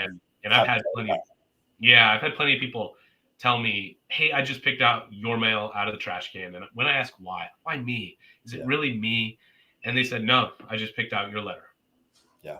And that's it. So I do think there is value in. Dude, I can't even tell you how many times that exact situation's happened. Yeah. Someone else's marketing warmed them up to the idea of selling, and then we just caught them at the right time, right? Yeah. So there is such a timing component to what we do. Dude, I'm all ears to listen to the shareholders or customers, right? And that's how this thing came to be, was just from listening. Yeah. And I could be swayed one way or another in terms of more affordable price and more seats, or more expensive and less seats. The truth is, a business has got to pay for itself and development costs, and so that's where it does become a little tricky. Because if we do cap seats and we don't raise price, well, we don't have any more R&D budget. And frankly, that what we're doing on market selection, I hate always being so ambiguous. It is the tip of the iceberg of what's to come, and that's what gets me really, really excited. So a business has got to be able to support itself, to be able to support R&D, and there has to be some profit incentive, right? So whatever that would look like, we have 2 different levers to pull on price or size. But in my heart of hearts, I feel like I've got the best intentions with hopefully, everything that I do. Yeah. I really do. We are so far off from that marker. So far off. I mean, just right now, you pop onto Land Insights. There's 3,000 some odd counties. If you're using the Leah parameters, there's probably, 30, 40, 50 good counties right now that kind of fit the general criteria. There's over 40,000 zip codes. There's probably 1,000, 500, 1,000, 2,000 zip codes that you could work in. Yeah. And if we know one market can support potentially dozens or hundreds of land investors, it's a big number, man. That's a really big number to get there. And that we're also assuming that all 500 members happen to mail the same place at the same time. Yeah, and those are conservative metrics. Yeah, more than likely it's 5 people mailed it at the same time and then flip flop. You know what I mean? Yeah. No, dude. Yeah. Again, it's something that I spent a lot of time thinking about, and I tried to hypothesize in the beginning what that number was, and I realized it'll just take data to get there. Yeah. There's no way around it. That's fair. Here's the truth, though. The markets that everyone else is looking at is the same markets I'm looking at. Yeah. At the end of the day, I want my land business to do well too. I don't want to create competition for myself necessarily, but my belief is there's a lot of tolerance. There's a lot of room. Oh yeah. And you could say the same thing for Leah as well, right? Why give away what you were doing? Because, dude, life isn't about just being optimal in all capacities, and I also think there's way more abundance than we could possibly wrap our head around. So it's a great question, and honestly, again, I would listen to the feedback if any other Land Insights members have feedback on that in terms of price versus size or vice versa. I think a lot of it does come from a scarcity mindset, and it's not, I'm not blaming anyone for that. There is a fear that you're working with the same exact people all the time that someone else with a land business out there, land flipping business is working with. And so if you kind of mull that over, it becomes limiting, becomes something that you think about more and more, that you're like, dang, I really need to do something different in order to capitalize. But you're right. I've heard you say it before. I think the hardest part of this business is getting someone to open the letter. Yep. And if you think about it that way, how much of your mail is actually opened? Oh, very. We can't even talk about open rate. We don't have that. Percentage points, honestly, I think. Yeah. So it's like at the end of the day, you might have mailed the same person, but the only reason why that person may be speaking to both of you at once is because he just flipped his attitude towards selling. Yeah. And he happened to see multiple. Other than that, I mean, if these people aren't open to opening mail, most of it's going in the trash, I'm sure. Right. Think about all the variables beyond market selection, right? And this should inspire people to get better. Yeah. Like, market selection is important. I talk about it ad nauseum, but we can't neglect the other sides, right? So what are the variables here that could win you a deal versus someone else in the same market? The marketing copy, the letter, the design, the price in the letter, the conversation with the seller, the rapport that's built, and the follow-up. Yeah. I mean, let's not fool ourselves that there's not a whole lot more that we can do beyond just the markets we're working in to have better results. All right, I'm going to tell you a little secret, and this doesn't apply to the Leah members, but most land investors fucking suck. I'm just going to put it bluntly. They suck. They suck. There's no want to improve on what already works, right? They're just doing the tried and true. And so the bar is set very, very, very low in this business. So dude, it's you remind me of how I used to feel. I don't know if you're going through the same thing, but I'll tell you the journey for me. Got into this business, was skeptical, started doing deals, seeing success, and had so much fear around this being taken away from me. So much fear that this was going to slip through my fingers like sand and it was going to be gone tomorrow. I didn't even want to tell my friends about it. I was so nervous, right? And it took me 4 years to get to the point where I finally said, "What am I doing? I'll share it with the world." As we've started making content, it's only been 15 months, 14 months, or something like that. We've had a little over, I think, 250 people go through our programs in the last year. And yet my numbers have still gotten better. And I don't hide anything in Leah. What I do is there. It's like just a carbon copy, no impact to my business. In fact, our numbers continue to get better every year. And it's because we get better. Yeah. And so I don't know, man. I think it's easy once you start seeing success in this business. I feel like it's too good to be true and it's going to disappear. Yeah, no, I would agree. I do resonate with that for what it's worth. I don't think I'm at the point to feel like it could all be taken away, but I've been at the point where I've seen so many people succeed now that when someone new comes to me and they ask me for advice, they ask me for help, I expect to see them just skyrocket because I'm giving them knowledge that took me 7 months to acquire. And I got it through sucking. So if I can help someone get their first deal, flip it in 5 days and, make 17 grand, maybe make 50 grand, right? More than net I've made in all of my time. I'm happy. I'm honestly happy. I have nothing to complain about. I'm not jealous. I'm not envious. We all have our own journey and I'm happy about it. Yeah.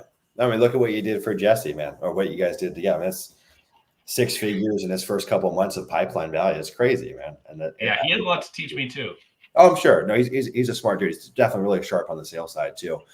Yeah, dude. I also think that like Leah and this little bubble we're in is a bubble. It's a microcosm and it's pretty different than most other setups out there. And so you might see every person come in and just win. And you're like, dude, is there going to be any meat left on the bone? Because every person I see does well.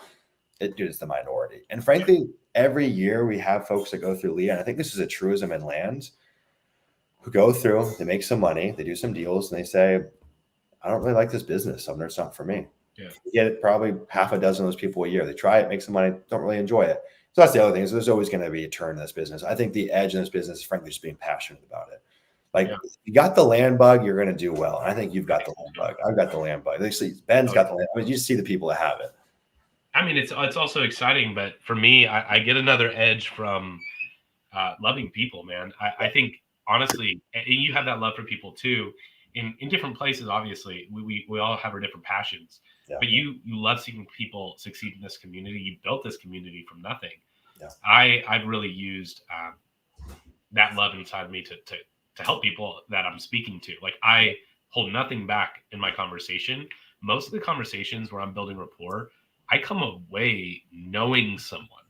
Like, knowing someone. I spoke to a gentleman in Washington, and I feel like I know him now. And I don't know if I'm going to buy his land or not.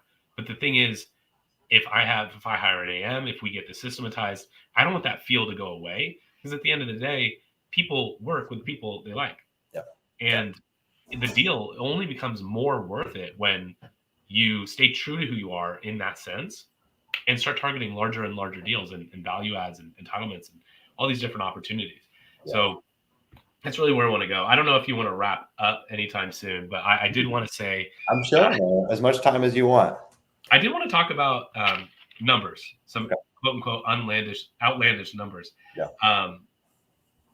It's really funny. I think to myself, and I've told people outside of the land industry, or the real estate industry in general, about these numbers, and it feels funny saying this to people who don't have context, especially knowing I've done 40 net, to know I want to hit $1 million gross or $1 million net, right? So I actually don't mind. I'm not that strict on myself. $1 million gross, I will absolutely be a happy camper.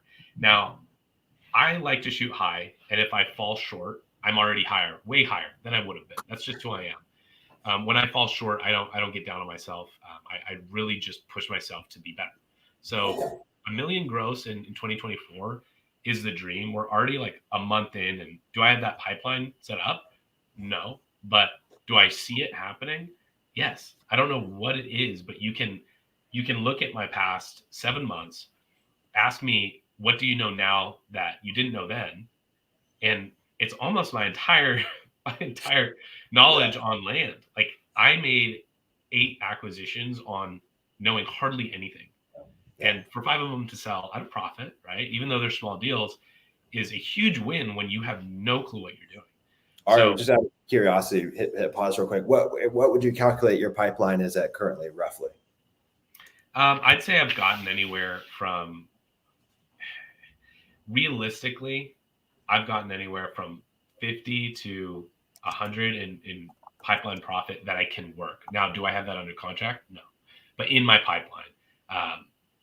So maybe I shouldn't say pipeline profit, but in my pipeline, something that I'm working is being creative with these old leads that I couldn't be creative with. I didn't have that option. I didn't have that knowledge.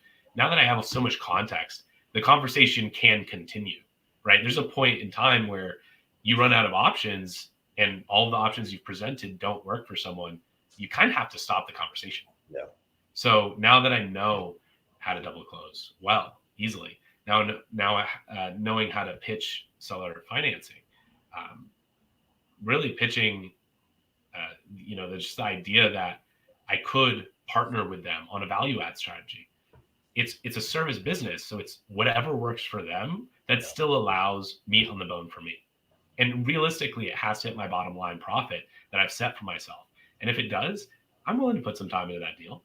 So, I'd say sub 6 figures right now, but I've got a lot of mail seasoning, and I'm only pushing out more. So, I'm not afraid to see that come to fruition. I mean, even to know I had a similar deal to Ben, or the same lead as Ben, and he ended up getting that contract and I didn't, and it was just timing, right? That's all this business is. And that lead could net anywhere between 30 to 70K. Woo. So good job, man. Good job. Yeah. Good but it's funny. Like, if it were a different person, maybe they'd be more bitter. I don't know. But for me, that is the proof that it could just all change in an instant. And that might be the situation. It might be a 6-figure situation. Yeah. I've heard of people making, multiple 6 figures on their first deal, and it could happen at any time. And when you believe that, you're not actually that afraid of hitting high goals. So, yeah. So what's the question on the numbers? Yeah. The question on the numbers. Yeah. You said you want to talk, or is it just that? So this is, I'll talk about this really quick. So I want to tell you where I want to be, right? That's 1 million gross. You mentioned recently 10 million. Now I know you're talking net, right? No, 10 million total sales value. So okay. top. So when you're talking 10 million, yeah. what's that primarily made up of? Yeah. And what do you want it to be made up of? Yeah, the math is pretty simple. So if we did 10 million in top line sales value, it could range a little bit, but we should walk away with about $4 million net, somewhere in that range. Net. That's huge. Everything. Yeah. So that would be comprised of, really the way we're looking at it's kind of split down the middle. So be about 1 value add deal a quarter, maybe 2. That should put us about $2 million in value add deals. We've got 1 deal right now that we could easily clear $1 million on that we just listed. So is that the Georgia entitlement? Yeah, it is. I could make a whole video just about that deal, honestly. Maybe you should. So, as it stands right now, we have it just as a placeholder listing. I think we can move it for about $750K as is right now, which would be about a double our money situation. But we actually figured out how to double the lot count. And we are doing that by buying this adjacent 8-acre, which creates more access off this main road. So we can't double the lot count right now without new road frontage or road access because it's too small, these little community roads. So we're buying that 8-acre. We would do a boundary line adjustment. So we just adjust the boundary line. We'll use that for access. It's a commercial lot. We're buying it for $250. I think on the low end we could sell for $200. Maybe we could sell for $250. So we kind of get our money back out of that deal. Yeah. Entitlement cost is going to be about the same. We're using a 40% open space rule in Georgia, which if we leave 40% of it open, we can double the lot count or essentially reduce the size of the lots by 50%. Yeah. So it put us about 130, 140 lots total, and I think we could probably get 12 to 20,000 per lot. So yeah, it'd either be a hair over $1 million or right under $1 million. So yeah, $2 million value add can happen in the blink of an eye, right? Yeah. We have a big pipeline of entitlement deals. Honestly, we probably have $3 or $4 million worth of entitlement deals in our pipeline. Honestly, I'm just a little scared to take them all on. Yeah. It's been a huge undertaking. See you, Ben. Thanks for joining, man. Yeah, it's been a huge undertaking for us. So I can't imagine doing a ton of volume. So I'm trying to really cherry pick there. And then the remaining will be 2 million from standard flips. And frankly, I actually think we could beat out that goal. We might do a hair more, but that's kind of what we're shooting for. I would like to do $10 million net cumulative across all the businesses. That would be a great goal. I don't know if we're going to do that either, but that would be a cool goal. Yeah, that'd be insane.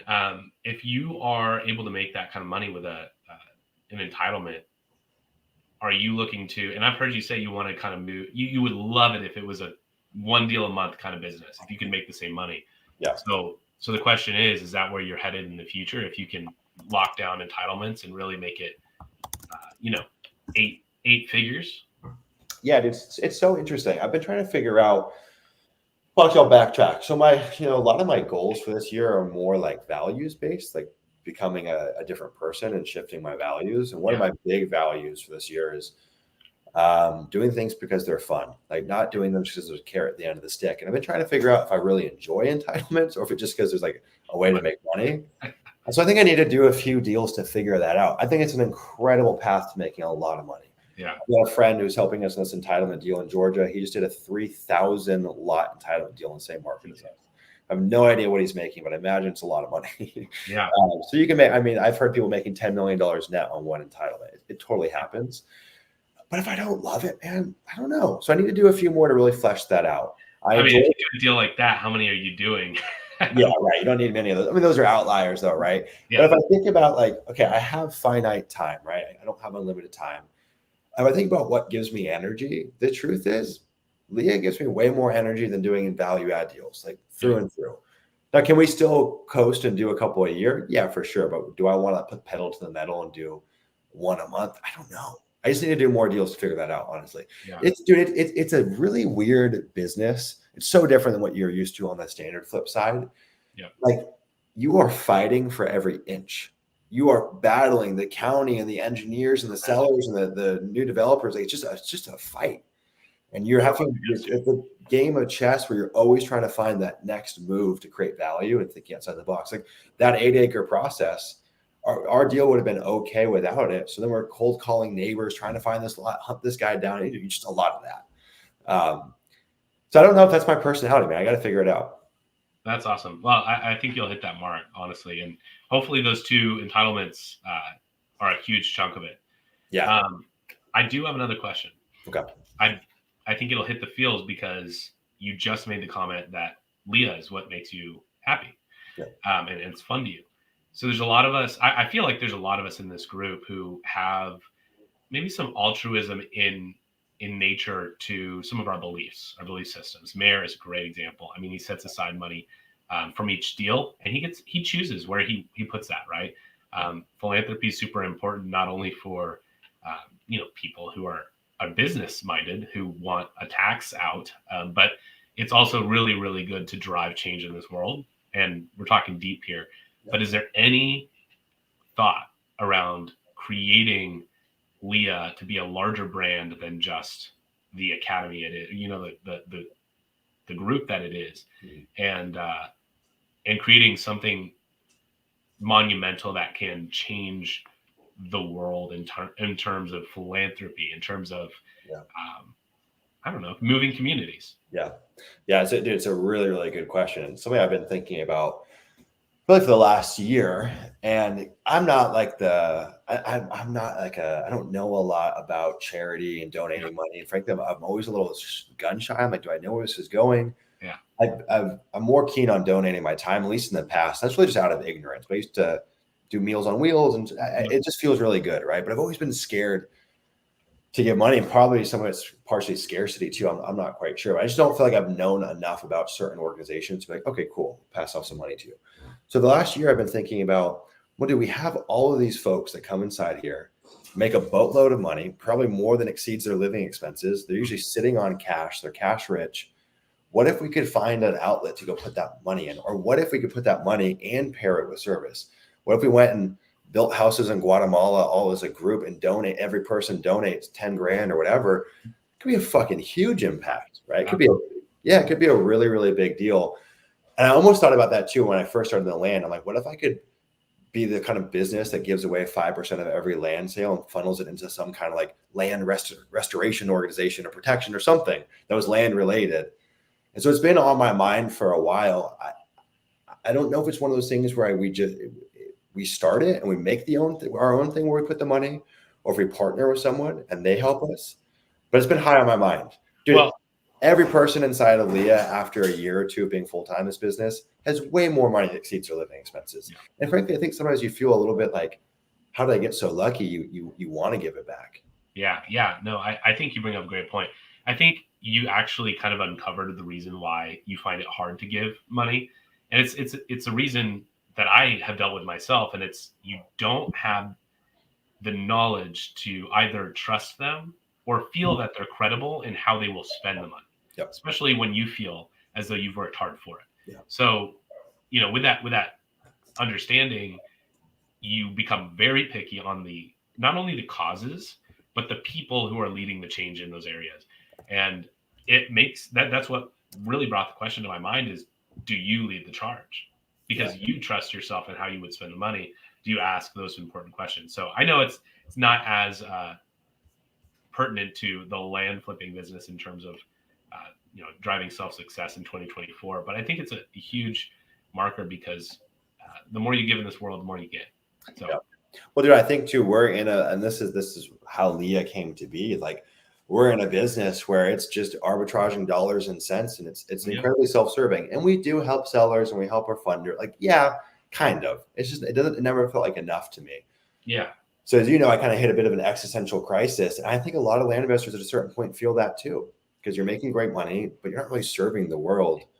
So I think creating that as an outlet, I think it's a great idea, and frankly, I think it's a good reminder. Honestly, I wish I had an answer on how to tackle it. Do you have an idea where you'd put the money? Well, let me say this first. You have about a year to figure that out if that's a goal in 2024 to focus on what makes you happy. So you have time. in terms of my own business, I actually, something that's been a challenge, and I think most people wouldn't agree. I do agree with what Anthony's saying a little bit in the chat, but most people, when they think about giving away money they worked for, have a belief that it will limit them in the long run. Most people. And I think that's fair to say. I mean, it's a fair assumption. You work hard for your money. If you don't have the highest profit in the world, it could be true to an extent. But I think it can be a limiting belief, because now you're saying you do not believe that more money will come into the business. Yep. And, my mentality is, if I get, I give. If I get, I give. And I just keep going. And so for me, I do try and give a little bit off of every deal that I successfully close. Sometimes it hurts a little bit, because I'm like, man, this one wasn't as big as I thought. All those title issues, I expected to make 5, 6, 7, 8 more K. I just try and do it before I start to feel like emotions are getting really, like, greed starting to kick in. You know what I mean? So I think it's important to continue to give in different areas, but always to an organization you trust, whether that's a local organization or, a national one. I can't give you the answer, but it's just passion. Really passion driven. Dude, I think one thing that I've noticed, and it's tough to know, is like it's causation, correlation, or whatever the old saying goes. But the more money I put back into the world, the more money I make. And that's been just so true. And I used to have a lot of fear around letting money leave me. And the more freely I give, it's just a shocking principle of life, how it comes back around. And for me, like, my form of giving has been based off of feelings. So like in the immediate vicinity, like we went to dinner last night, leave a 50% tip because you can. Or this last year, 2023 was a big year for taking care of my family. Like, bought my sister a car, mom vacation, like all those things. And so for anyone here that's starting to see a little bit of success, maybe you don't know the organization to give to, but like, make sure your bet is made, like those in your vicinity are taken care of. I just don't think this business, I don't think any business is worth it if you're pursuing making money, if you're not going to let it flow through you. So I totally agree, man. Yeah, I think I started trying to chase real estate, right, or a job mentality, but business in real estate with finance in mind, right? Let me get financially free. I think over time that shifted to time freedom, and then beyond that, it shifted to just how can I help people? And when you can pair those all up together, things really start to become enjoyable, motivating. You start to see the light at the end of the tunnel, for sure. We're on the same page there. I think too, one thing I'd be curious to get your purview on this. I think there's kind of like an immediate pathway to the altruism for folks inside Leah is, like, a lot of people just naturally want to give and they want to share with the new cats that come in, and that's awesome. But maybe making it more formal and like really having a process where people graduate to being a coach if they want to. I mean, obviously they don't have to. But that's like there's so many people that are already kind of doing that on their own, and we just haven't given them the platform to do it. I do have an opinion, actually. And I don't think I shared this with you, although I think I held myself back because I was like, man, I have too many opinions sometimes. I don't want to ever become overbearing in any area. So sometimes I will think so much and keep it all to myself. I don't know if I've said it or if I haven't. One of those things was mentorship inside of Leah, like an actual staggered mentorship, having people who you've seen actually hit real metrics. Now, am I one of those people? I probably would argue against it, but I have that mentality. And I'd love to have that mentality of helping each other.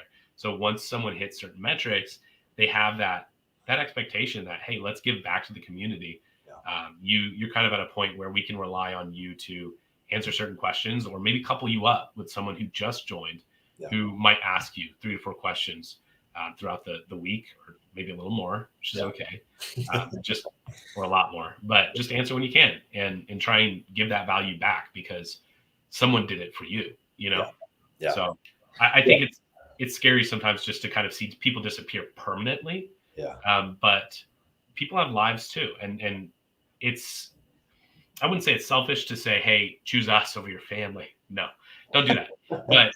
But at the end of the day, just make sure you're taking care of those who took care of you, and you're being a good person at the end of the day, and things are going to turn out great for you. So you and your family. Yeah. It's just crazy. I don't, maybe it's just self-selecting. You attract the right people or what, but it seems like every person's willing to do that inside of Leah. Sometimes it blows my mind, the amount of time people pour into others. And it's just kind of a double-edged sword, because you teach a man how to fish, and it's like, I think you'll make way more money running their own business, but people want to give back. And it's so cool to see.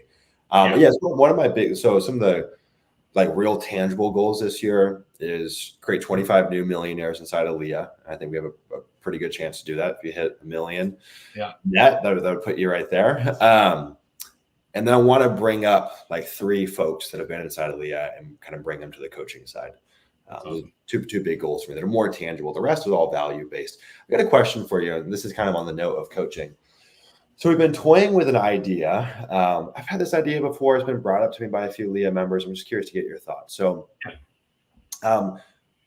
one of the things, eventually Leah, the time on Leah will probably compress. It's going to become a bit of a shorter kind of accelerator. 6 months. To really just put that urgency on people. 12 months is a long time, and it can lead to spending some time wasted initially. We really want to, it's like Parkinson's law, right? Like the time allotted is the time that will be used. But we want to make sure that when people graduate, there's a way for us to still continue holding their hand thereafter. So at the end, folks will have the option to renew on like a month-to-month basis. That's way lower than the initial enrollment to join Leah. But I'm like, that's not enough. There needs to be a stair step that takes them to the next level and graduates them beyond Leah. So I'm curious to get your thoughts on this. One of the things that I'm thinking about is once you've graduated, you can move over to a monthly KPI support call. So it's 20 people per coach. And every month we build out a dashboard for all the members with all the pertinent KPIs that we all track together. And then every month we go through with a coach and review all your KPIs for the month. And we set the KPIs for the next month and kind of all hold each other accountable.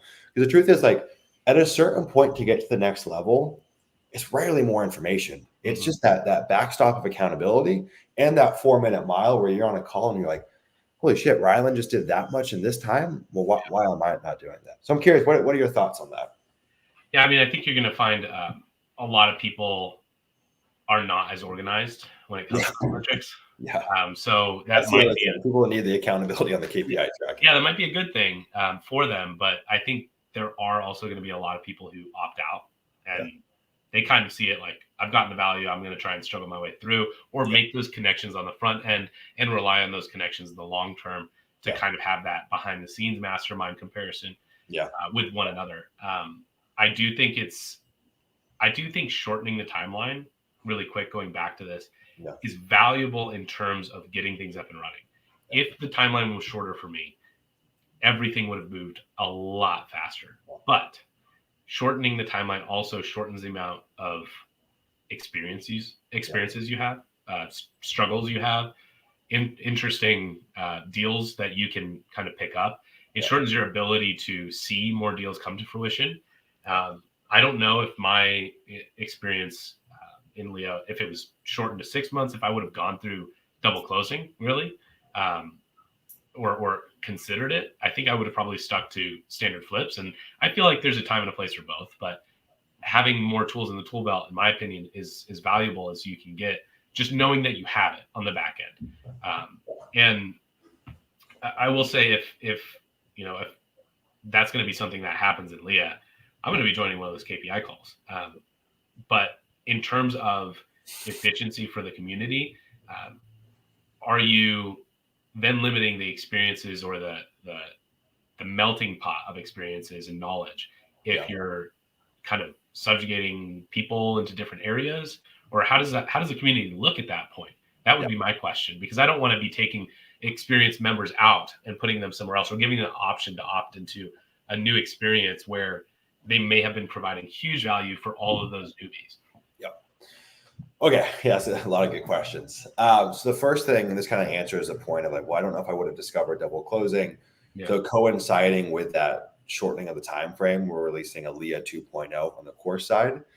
So there's been new tools that we've added to the tool belt in the last year that aren't inside the program. One was being double closing, right? So try to remove any of the risk of not finding out about things. And to go along that 6-month program, we're kind of truncating Leah and the information. What I found is that, like, I think the real value being able to teach something is to do it in the shortest path possible. Yeah. And so looking back, I'm like, there's so many things I could just make simpler, just compress down.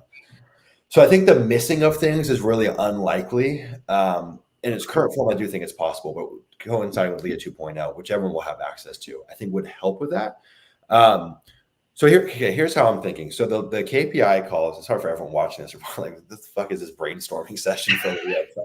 I love getting like feedback from folks that actually have relevant feedback. Okay, so the KPI call would all be curated. So you have one coach per 20. And every person that's in that cohort's hand selected. So you're in the right room. So there's no mix match. We can't do that on the Leah side right now because there is just two different ranges of experience. Yeah. Well, curated cohort. And I do agree. I do think that like people can totally do this outside on their own. Entropy is a real thing though. Like I just find like without the clear guardrails, people just stop doing it or they do it once or it's not the right format. So I do think formatting is important. And it would just be like it would just be like a monthly like recurring payments. It wouldn't be like, oh, it's huge upfront to get involved. And then you have the coach that's kind of actually providing insight on the stuff that's given. So it's not just other land investors talking to other land investors. I was even thinking this could be kind of crazy, but like each cohort, we include once per year an in-person meeting for each cohort. So like we can all grow together. Yeah. And then we'll also have a relationship in person. I thought that'd be really interesting.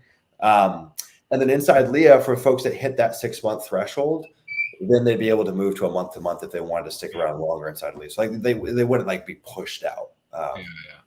Yeah, I don't know, just noodling. You know, it's interesting that you talk about folks like wanting to do it on their own and create their own groups. And I think that is true, and we see it all the time. It's something I actually encourage. I think like the folks that do that just seem to skyrocket. I'm sure you've done that a lot. Yeah.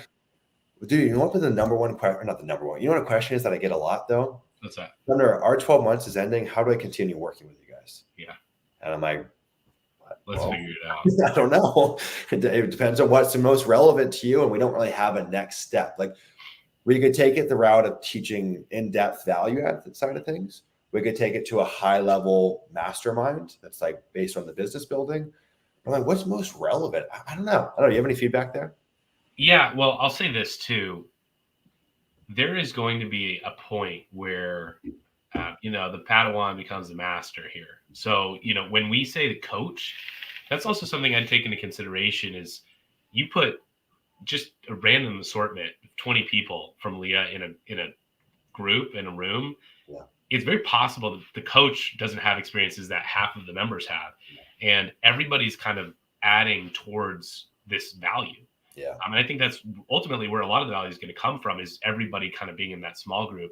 I think it would be interesting to see that title change from coach to something else. I don't have an idea in my mind, but at that point, kind of putting the onus on them to be the coach, which I think has a different level of criteria than the organizer, the person who's keeping everybody on track, like a scrum leader. I don't know if you.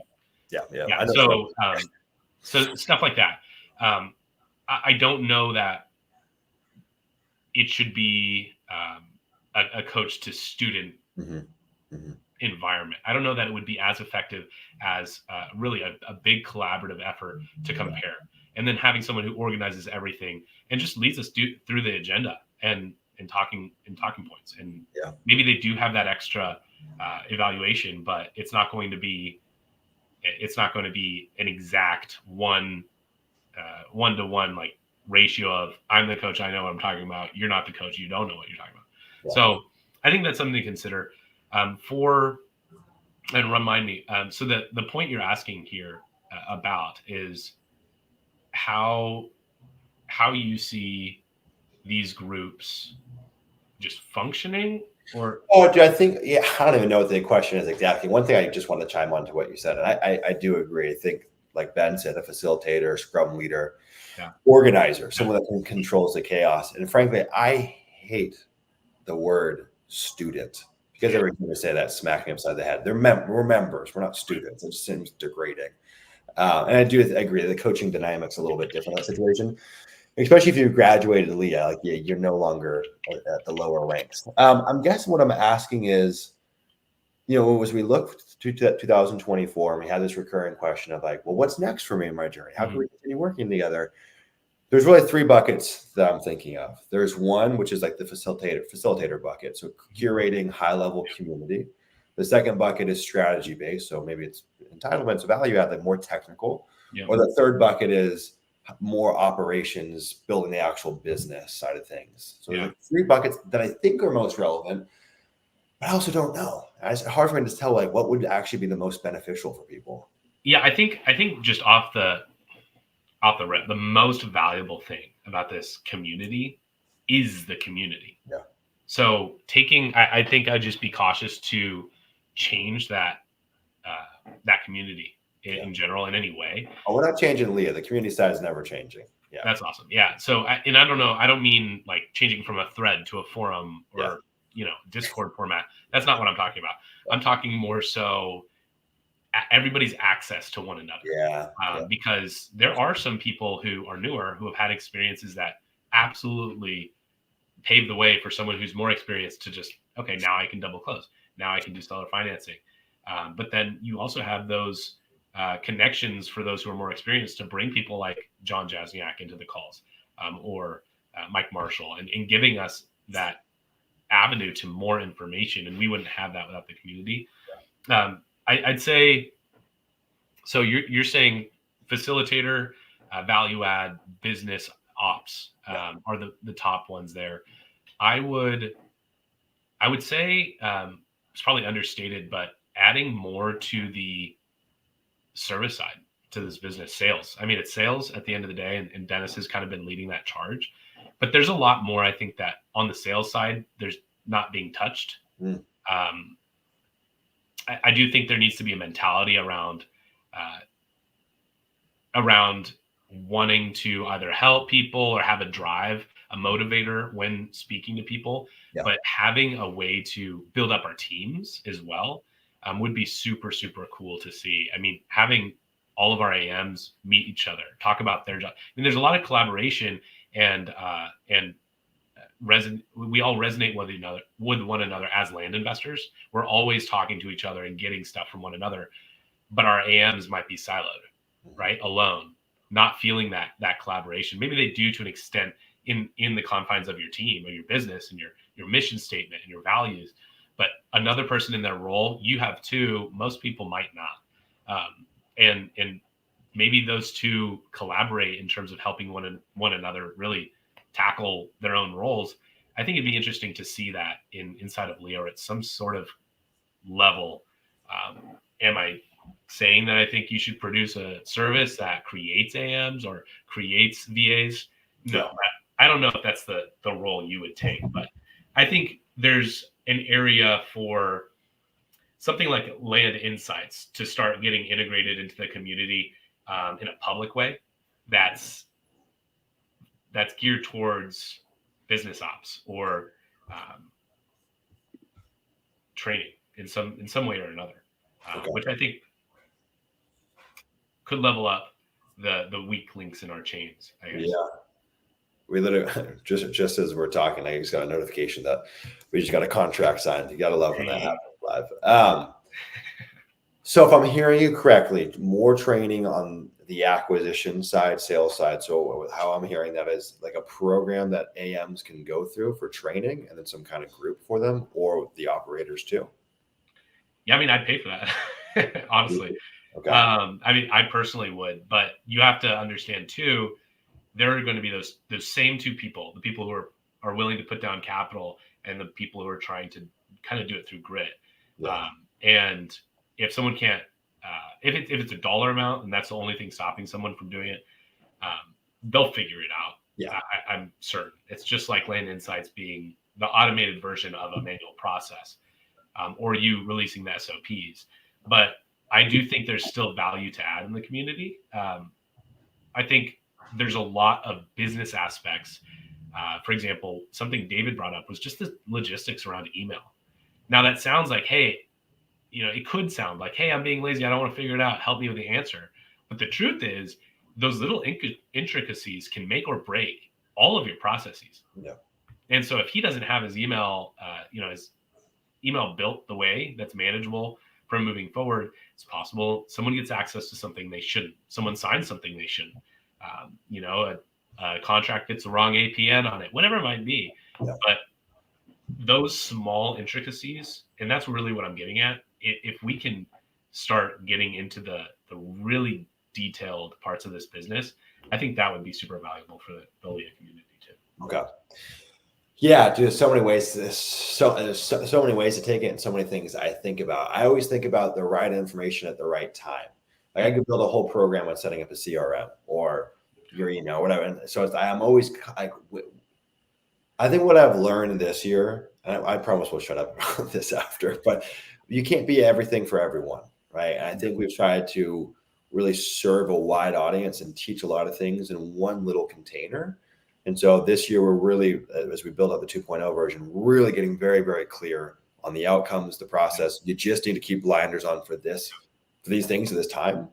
And then if someone wants to take the next step and they want to learn about structuring the team or building out all the systems, there can be a stepping stone for you if you choose to do that. But in the beginning, like it's like people that get stuck on the LLC. It's like, dog, you just need to get mail out. You need to get a deal. Let's not worry about that. That will be relevant at some point, but not now. So the right information at the right time is really what I'm trying to think about. And again, I'm just trying to figure out like when someone graduates, and it's going to be different for every person, of course, like what do they need? Because we can't give it in one, we can't eat all the food in one bite. Mm-hmm. So we've got to like chunk it. And well, I'd say automation and really taking, if you ever did want to take yourself out of the process entirely, having a structure for that, and a way to feel like you're not walking away from everything, putting everything you built at risk. I think that's super important. One of Ryland's recent comments in the chat was, I call it working from phone, just like 1 to 2 hours a day on the computer. What is he doing for the rest of his day? Like, I couldn't even imagine right now. I mean, you might be able to imagine a little further than me, but my point is, not a lot of people can make that jump from I got a business to I have a business that I don't even run anymore. Yeah. Right. And I think a lot of people in this business want to get there. I don't think that that's the end of their journey, but not everybody in land stays in land forever. So that's just one bit that I'd add. I think there's plenty of room for value. I'd also say something I kind of heard Alex Ramosi say once was, you really shouldn't focus on what other people want. You should just focus on being you, because people follow you because you're you. You're the content, not whatever you think might be the content based on what others want or what others are doing. So for me, when I think about you making content, I just think about you making the content that's valuable to you. And I'm gonna glean whatever I can from it to add it into my business. If you ended up being the one to say, hey, I just wanted to show everybody how to add value by using Google Suite for my emails, I'm going to jump on that content fast. And it could be whatever you're feeling is most valuable to you in your business now. So whether it's a conversation, whether it's a relationship, whether it's the logistics, or just doing entitlements, and there's so many. You call them quips, but that there's a lot of knowledge in those quips that could just be expanded on. Yeah. So I don't know. I think being yourself really would do the job. You do that. I think you hit the nail on the freaking head. And honestly, I think I've been like feeling not pressure, but like a responsibility to be able to support people on their next step. And it's been a question that keeps on coming up. And I'm at the end of the day, it's like, just what would I enjoy doing? Yeah. Well, you're ahead of most people. So it's like whatever content you feel is valuable, most people are probably going to find value in it. And I think the funny thing is that's how you started. Yeah. I don't think you were making sell-through rate videos because everybody was doing sell-through rate videos, You kind of, I don't know if you've coined the term at this point, but most people. I think we did. We've been seeing it float around, and I'm like, where that came from. Yeah. So, you started off that way, doing content for those that you felt was valuable to you. Yeah. And as you've gotten bigger and bigger and bigger, and people have made their own businesses, there's differences, and you're trying to accommodate for all those differences. But at the end of the day, you keep making valuable content based on your business, and people are going to keep coming back. Yeah. I guarantee it. I mean, I do. So good reminder, man. I really do appreciate that. I think it is good. That's probably the medicine I needed to take. Sorry for the tangent, man. That was really insightful for me, though. It's been a great call so far, honestly. I've had a lot of fun. I think the folks watching have had a lot of fun. Any other questions I can help answer? Anything else you want to unpack together? Man, I mean, I could go on for hours. My brain is kind of fried right now, but I think the main thing, if someone made it this far, I do want to say anyone can make it in this business. Yeah. Like, I am not by any means well off yet. Yeah. And I'm still succeeding forward all the time. Even if I'm failing forward, it's a level of success that, especially in your first business, you're not going to see in other industries. You're just not, especially in real estate.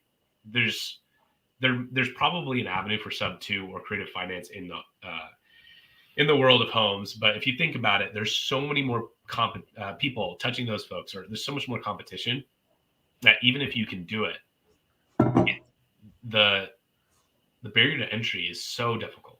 Yeah. It's like, if you're going to get into land, get into it yesterday. Yeah. And do it by any means necessary. I don't think everybody needs to take out a credit card. Yeah. And just slap debt on the wall. But I happen to believe that I could do it if I put my back up against the wall. And I've been doing it. I haven't put another dollar into the business. I said I had credit debt still, but I'm going to pay it off. One deal is the difference between being in the black and being in the reds. And, I don't think this business is for everyone, but I think you find out pretty fast. You do. So I always tell people the litmus test, and look at, I promise you, on my beautiful dog's grave, I'm in love with my dog. If you're passionate about this business, we will make you successful. Yeah. How do you know if you're passionate? If you go and watch YouTube videos or on Instagram or you're in Discord and you think about it day and night, if you think about it while you're not watching those videos and it's just festering, that's how it was for me. It's festering. I'm constantly doing this mental math. I got to send out this many mailers. I'll make this much. Like, I was obsessed. You're going to do great. Right. Yeah, if it's just like, hey, I don't know if I like this shit, but it's a good opportunity, don't do it. Yeah. I mean, you'll hear something and you'll just think about it all the time. I literally had 12 tabs open on my work computer, all on YouTube, all seller finance note wraps from different people. And I was just listening to it in the background all day today. And, I don't think I could do this business if I didn't find it interesting and if I didn't enjoy it. So you'll know really fast, but anybody can do it. Even if you hate it, you can still do it. I don't know if you should. Yeah, I don't know if you should. There's other ways to make money. I promise you, there's a lot of ways to make money out there. Anthony says videos like this are my version of Joe Rogan. That's actually spot on. So actually, one thing I wanted to throw in there, I'd be curious to see if this is of interest to you guys. I've been building a podcast studio. We're launching like an unfiltered, raw, just shoot the shit land podcast in February. Would that be of interest, you guys think? Yeah. Down to talk shop. Maybe I'll have to get you on. I'd love to. Yeah. I mean, I think most of the Leah community would love long form videos. I don't know 2 hours, but I get value from them. Yeah. I would say if they're 30 minutes, probably every Leah member is watching or listening to it. I think that's high value. Yeah. And the thing about podcasts is there's some crazy stats about the consistency being a clear defining marker between those that don't succeed and those that do. And with podcasts, there's so many avenues to go. I mean, you can have themes for your calls. You can have guest speakers. You can have particular, business insights that you just focus on, or you can focus on the industry. You can focus on news. I mean, there's just so much in this business to focus on. A podcast would, I don't know. I'm pretty sure a podcast would kill it, especially if you're the one leading it. So I think it'll be fun, man. I think just like off the cuff, just real, just like, just five guys just all on a Zoom. There was something else I was going to say that I can't not remember. Maybe it'll come to me. But dude, I really appreciate you making the time. I think seriously, like based off of the comments, I think this was valuable for a lot of folks. There's so many people right now that were you in April. They were the April version of Ari. And so I think it's really cool to see someone that's like, dude, he's like 2-3 steps ahead of you. Like that could be you in 6 months. So buckle up and get to work. Hopefully this video has been insightful on some level. I do want to have you back at maybe middle or end of this year so we can kind of recap. Okay. I think I pick winning horses, and so I have a really good feeling about how this year is going to unfold with you. I would love to revisit it. Anything else you want to impart the people with? Any words of wisdom? Join Leah. I mean, if you're going to join a community, you got to join Leah. At least the free Discord, and then just go on the recent wins channel and just keep scrolling. Scroll for hours. If you're on the fence about getting land, that's the number one way you'll convince yourself. Now, could it all be fake? Yes, but why would we care to make? Yeah, big waste of time to hop on. Big waste of time. One thing I want to throw out there too. So we get every month we have, I don't know, 70 to 100 people schedule calls with the team. Yeah. Want to get into land or want to learn about Leah. And like there's like this consistent, like a lot of times they're first-time entrepreneurs, first-time business builders. And there's just so much fear, not even just around Leah, but just starting a business and Leah. Double whammy. I'm going to make an investment into myself, and I don't even know if this business is going to work or if I'm going to be an effective operator. So one of the things that we really never really talked about, but we rolled this out last year. Do you know what an asymmetric bet is? Bet on someone who's going in the same direction. Yeah. So an asymmetric bet is it's like a bet where you can't lose. So let me give you a hypothetical. Okay. I said, look, you should buy Dell stock, and here's how it works. Dell stock's at $10 right now. I think it's going to go up to $100 in the next 6 months. But Ari, if for some reason it doesn't go to 100 in 6 months, I will buy the shares from you at $11. Yeah, you just can't lose. I mean, like when you see that in life, you get your bat out and you take a swing at that. Are you doing that on new members? That's risky. For Leah, so we have 110% money back guarantee. So if you don't make your money back on the education in 6 months, we'll pay you the money you paid plus 10%. You'll outperform the stock market by at least taking a bet on yourself. Knock on wood, we've never had anyone exercise it. Yeah. But I just see that there's so many people that come to us that are so scared to start their own business. I've actually had a good number of folks, and I don't mean to interrupt you, but I think this is a good point to bring up. I've had a number of folks reach out to me solely based on how much I comment in the Discord. They'll reach out to me and they'll say, "Hey, I've seen you around the Discord. You continue to try and provide value. I was hoping maybe we could hop on a call. You could let me know if this is a good or bad investment for me at this time, or what your thoughts are." You're all good. So, okay, sorry about that. The fire alarm went off temporarily. Sorry. Making an investment in Leah, people are DMing you. What was the question? Yeah, so I mean, people ask me, what do you think about this investment? What can you tell me about your experience?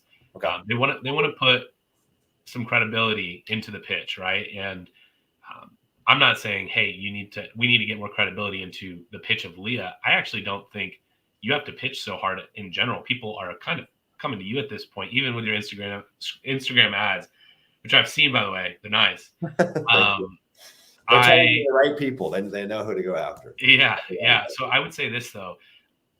I tell everyone, usually everyone, unless they've just got boatloads of capital, that you don't need to join Leah to do your first deal. Now, does that mean you should join Leah in order to kind of build a business? Absolutely.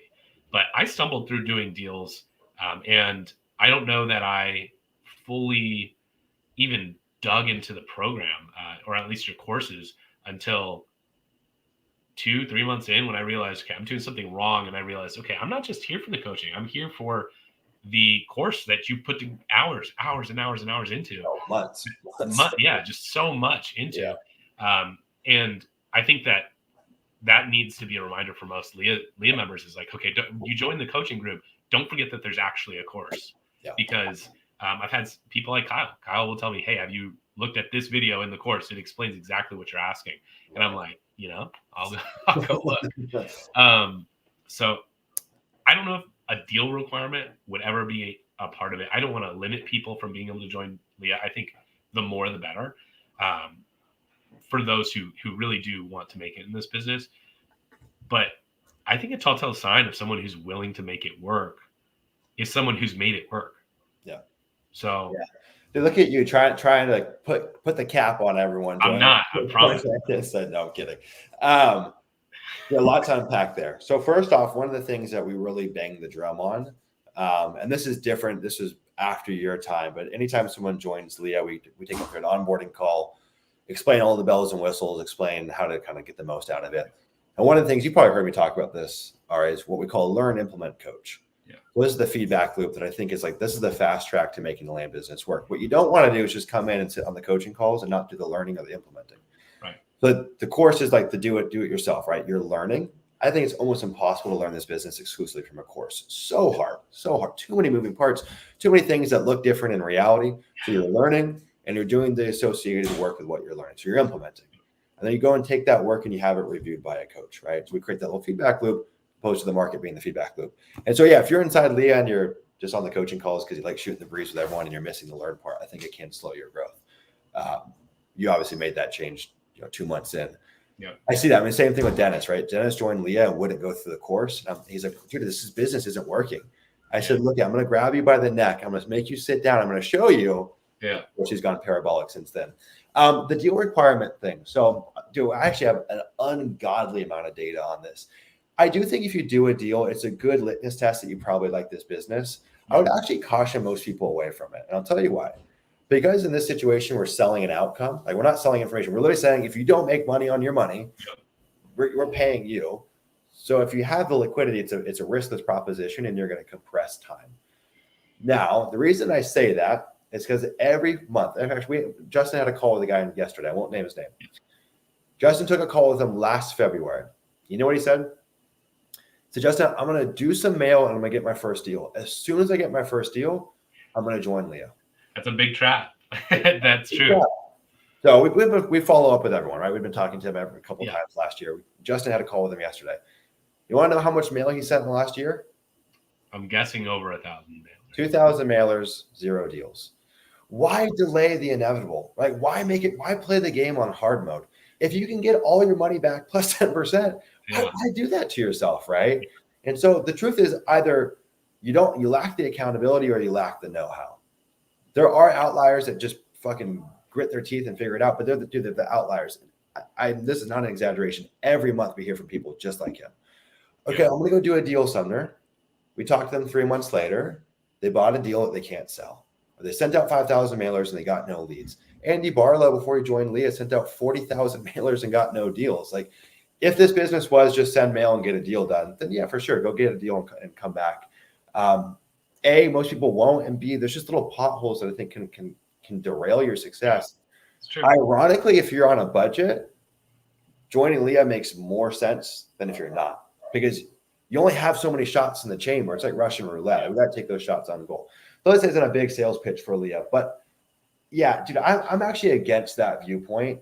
What I am for is if you already have deals and you say, Sumner, I'm going to sell this deal and then make an investment, totally makes sense. If you're brand spanking new, let's not dilute each other. Like, statistically, you probably won't, or you will, and it'll pan out poorly for you.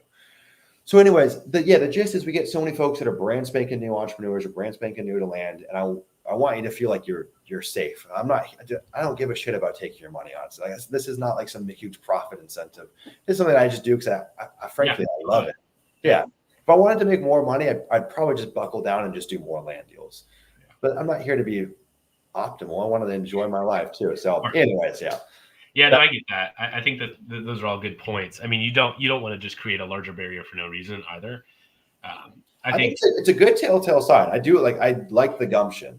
Yeah. Well, the thing is when people are on the fence, that's where that's the area I'm coming from. If I always say it, but if they're on the fence about joining Leah, I always say you have enough content on YouTube to help them get their first deal. Yeah.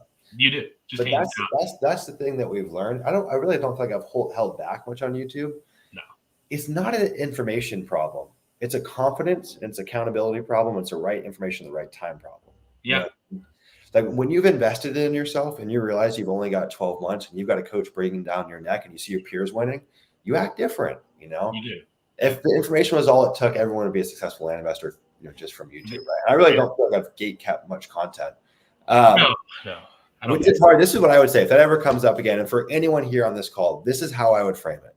Okay, we've established that Leah is a riskless proposition. You literally can't lose. You get paid if it doesn't work out for you. So then the only question to ask is, do I like this land business? or do I like the land business? And again, go do a deal and you could find that out. I think it's risky.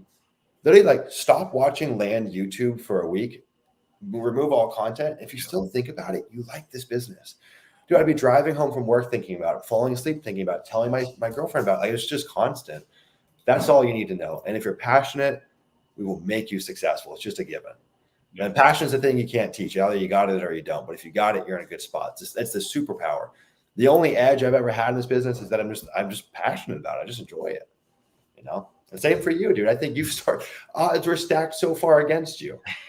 So far against you, but you're passionate. Still are, a little bit. Still are. But dude, when I listen to your seller calls, I can feel that passion. Yeah. Like you enjoy it, and that shows up in your work. And that's yeah, just, I mean, nothing's changed from the day I started to now. The different in those conversations, except for the fact that I'm looking out for myself too. Yeah. So I mean, I think you have enough on YouTube for someone to get that first deal. If they're going to disappear for a year and try and get their first deal, then join. I think it should solely be on your content. I'd be interested to see your thoughts around kind of a graduatory, I don't even know if this word, process, like a little mini course that really they have to go through and succeed in, and then, okay, boom, now let's get you through building the actual business around it, because usually that first deal is not business oriented. I don't know. I see a lot of people spending thousands and thousands of dollars on prepping just to send their first mail. I know. And it's mind numbing. It hurts me sometimes because I'm like, dude, I don't even know if I want to answer this question. Like, just send the mail. If it goes to, I think one of the things in the chat today is like landowner Jones. It's like if they're inserting landowner instead of their first name because their first name is just like Jay. Yeah. It's like, dude, just send the mail. So if the guy sees it and he wants to sell, you're good. He's going to see landowner Jones and go, that's me. Yeah. So I've been thinking about creating like a free mini program that's like first mailer in 30 days or first deal in 30 days. Because, dude, I see folks, and I'm not saying that you only have to watch our content, but I get people that come to me half a dozen times a week where I'm like, where the fuck did you learn this? Like, just crazy shit. And so put some guardrails, free program, keep you safe, and maybe that's the graduation to joining Leo. I like the idea of I'm going to plug from some other places here too, but I like the idea of a little mini subset of people that you're saying, okay, we're going to qualify you basically. And instead of doing it through a call, we're going to do it through your action. Can you take action? Yeah. And then other courses will say something like, hey, we'll even pick your first market for you. No, we won't do that. But we have land vision. Yeah. Maybe you go and you say, look, you pick the market, you do all the research, you do everything, you give us all the criteria and the list. We'll give you a subset of data. You're responsible for mailing it, right? So they don't have to commit to land vision or a 1-year contract with DataTree off the rip. They're proving themselves here. And then giving them that opportunity to see a certain amount of mail come to a deal. And I don't know if that's actually viable given how much it takes to get a deal done. But I did my first deal with 75 mailers. If you want to make it work, you'll make it work with whatever lead calls you. Yeah. So yeah, it reminds me of, I hope Dennis doesn't mind me sharing, but we're putting on something in March that's going to be pretty cool. So 24 hours to setting up your land business. So setting up the business and getting your first mailer out in 24 hours. We're going to live stream the whole thing. And I'm going to give away one of my properties for free at the end of it. What? Yeah. It's going to be bananas. So more stuff like that I think is helpful. Yeah, that's awesome. I mean, I'm looking forward to March in general. You have Land Insights V2 coming out. Yep. Is it the 27th?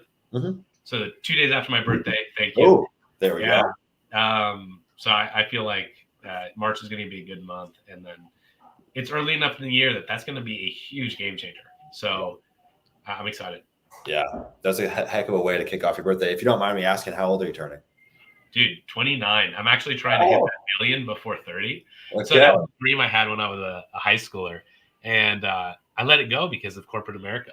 Yeah. Well, now it's back and with a vengeance. And I actually have a plan. So we'll see if I can do it. But if I don't hit it, I'm not going to be depressed. It's like, I'll be doing hot. But if I'm able to hit that metric, I mean, that's something to be proud of for the rest of your life. So I'm excited. It's going to be a good year. You're 1 month older than me. I turned 29 on April 27th. So dude, that's awesome. What's funny though, April 27th. April 27th. Oh, Yeah, I forgot about this. yeah. My youngest son was born on the same day as you. Oh, really? Yeah. Oh, Taurus gang, baby. Yeah. All the Taurus. Yeah, actually, my wife and both boys are both Taurus. They're great people, man. Explains why we get along. But what I was going to say is I think specificity with goals, both in terms of time and the actual goal. So I remember when I was 17, I do a lot of writing in notebooks and stuff like that. When I was 17, I got it all in front of me. Yeah. 17, my mom had just gotten a divorce. My life was kind of in shambles, and I was come home from school and I would just journal about the life that I wanted to create. Yeah. And so when I was 25, one of the goals among many others, when I was 25, I'd become a millionaire. Sure enough, it was 26. It wasn't 25. What I mean, damn good, I'm sure. Well, that's the weird thing about life. Like with specificity, I feel like it's always delivered. You don't know when or how, but it pays to be specific. So I love that goal in terms of like, you're not going to be mad if it doesn't happen. Might be 31. Who cares? Just get specific, though. I think there's so much value in that. And I think there's a good chance you will. Well, you've got plenty of time, and you've got like 2 years almost. Until March. Okay, so the end of this year. I'm counting until I turn 30. So I mean that's a solid amount of time. You're good, man. I think you've got a really fighting chance to get there. Go ahead. No, you're good. I was gonna say I have a little mirror just to my right. I'm gonna look at myself as I talk to sellers sometimes. I think it's the people who created the Spartan race. Mm-hmm. They said we created something that forces someone to put a date on the calendar and work towards it. And when they do one of our races, there's no way you can do our race without preparation. Yeah. And having that date on the calendar is the only thing that moves the needle in terms of making you work towards it. Yeah. Work towards that goal. So on that same mirror, I look at myself, but I look right through the date I've written on it for a specific goal. I'm not going to share that goal because I want to hit it and surprise the world. But yeah, I look at that date and I work towards it specifically. Yeah. And so I do think there's power in setting a time frame. Yeah. Time is everything, and that's Parkinson's law, right? Yeah. Time is such a good variable for setting goals. I don't know if you're tired. I'm tired, man. We're here for 2.5 hours. We put on a freaking clinic here. Anything you want to end on? No, man. I think we really touched on so much, and 2024 is going to be a year of growth for everyone. Yeah. I think as long as you have an abundance mindset, you need to get into land. You'll do well. You will do well. This is your guys' year, man. I think that there's going to be a lot of folks coming up in the land game this year. I think it's going to be a really cool year. We definitely have not hit critical mass. It's still very much under the radar, but it's becoming a little more known. Yeah. And there's some folks inside the community. Anthony Reese, one of them, Jesse, like these folks that I'm just like, Ben, these guys are about to take over the world. And honestly, might just surpass me too while they're doing it. So it's going to be a big year for you guys. All right. Was this helpful at all or valuable or fun? Like, did you get anything from it? Absolutely. I mean, not only in terms of what I'm kind of pulling out of your mind, because, a lot of the attitudes you have on a smaller scale, they're not the same exact attitudes you have towards the same topic. You've just seen more, you have more experience. I try my hardest to pluck those points out and see why you might not think, for example, seller finance is useful. Where I think I might leverage it, you say, well, is it scalable? And those are the things that I'm trying to really focus on right now is how can I just completely scale my business? How can I make everything as systematized as possible? And I take all that into consideration. Whenever I hear you say something like that, my mind's racing. So I'm good. I love it. You got any fun plans for the weekend? You working in the land business or what are you doing? Well, dude, we actually spent the night in the hospital last night. My youngest caught RSV. And so he was actually like barely breathing last night. We were like feeding him oxygen. Whoa. And so that being said, we're probably going to stay inside this weekend. But that means, yes, I'm probably going to work on land. Wait, what is RSV? I've never even heard of that. It's basically a respiratory virus that mostly affects kids. It's like respiratory syncytial virus, something like that. But yeah, it's worse for kids. Adults can get it, but it's just respiratory. And when you're 9 months, you can't tell someone, hey, I'm having chest pain or I can't breathe. So and he's all good now? Yeah, he's doing better. I appreciate it. We got him an inhaler. He was basically had a fever the entire day yesterday, and we couldn't get it down. So we're good now, though. We're good. And that's so scary, man. I can't imagine. Even if my dog got sick, I'd be worried. It's probably a whole other level when it's a newborn. Hey, people don't give dogs enough credit. Dogs are like children. So they are 1/10 of a child. I don't know about that. They are energetic, man. Yeah. Well, maybe not yours. I don't know. But yeah. All right, guys. Well, for everyone tuning in, thank you guys for hanging out. If you like this video, give it a thumbs up. If you don't, give it a thumbs down. That's fine too. If you guys had fun, we'll see you here on the next one. If you guys want me to get Ari back, drop a comment so I know to bring Ari back. All right, brother. Have a great night, man. We'll talk soon. Bye. See you, man.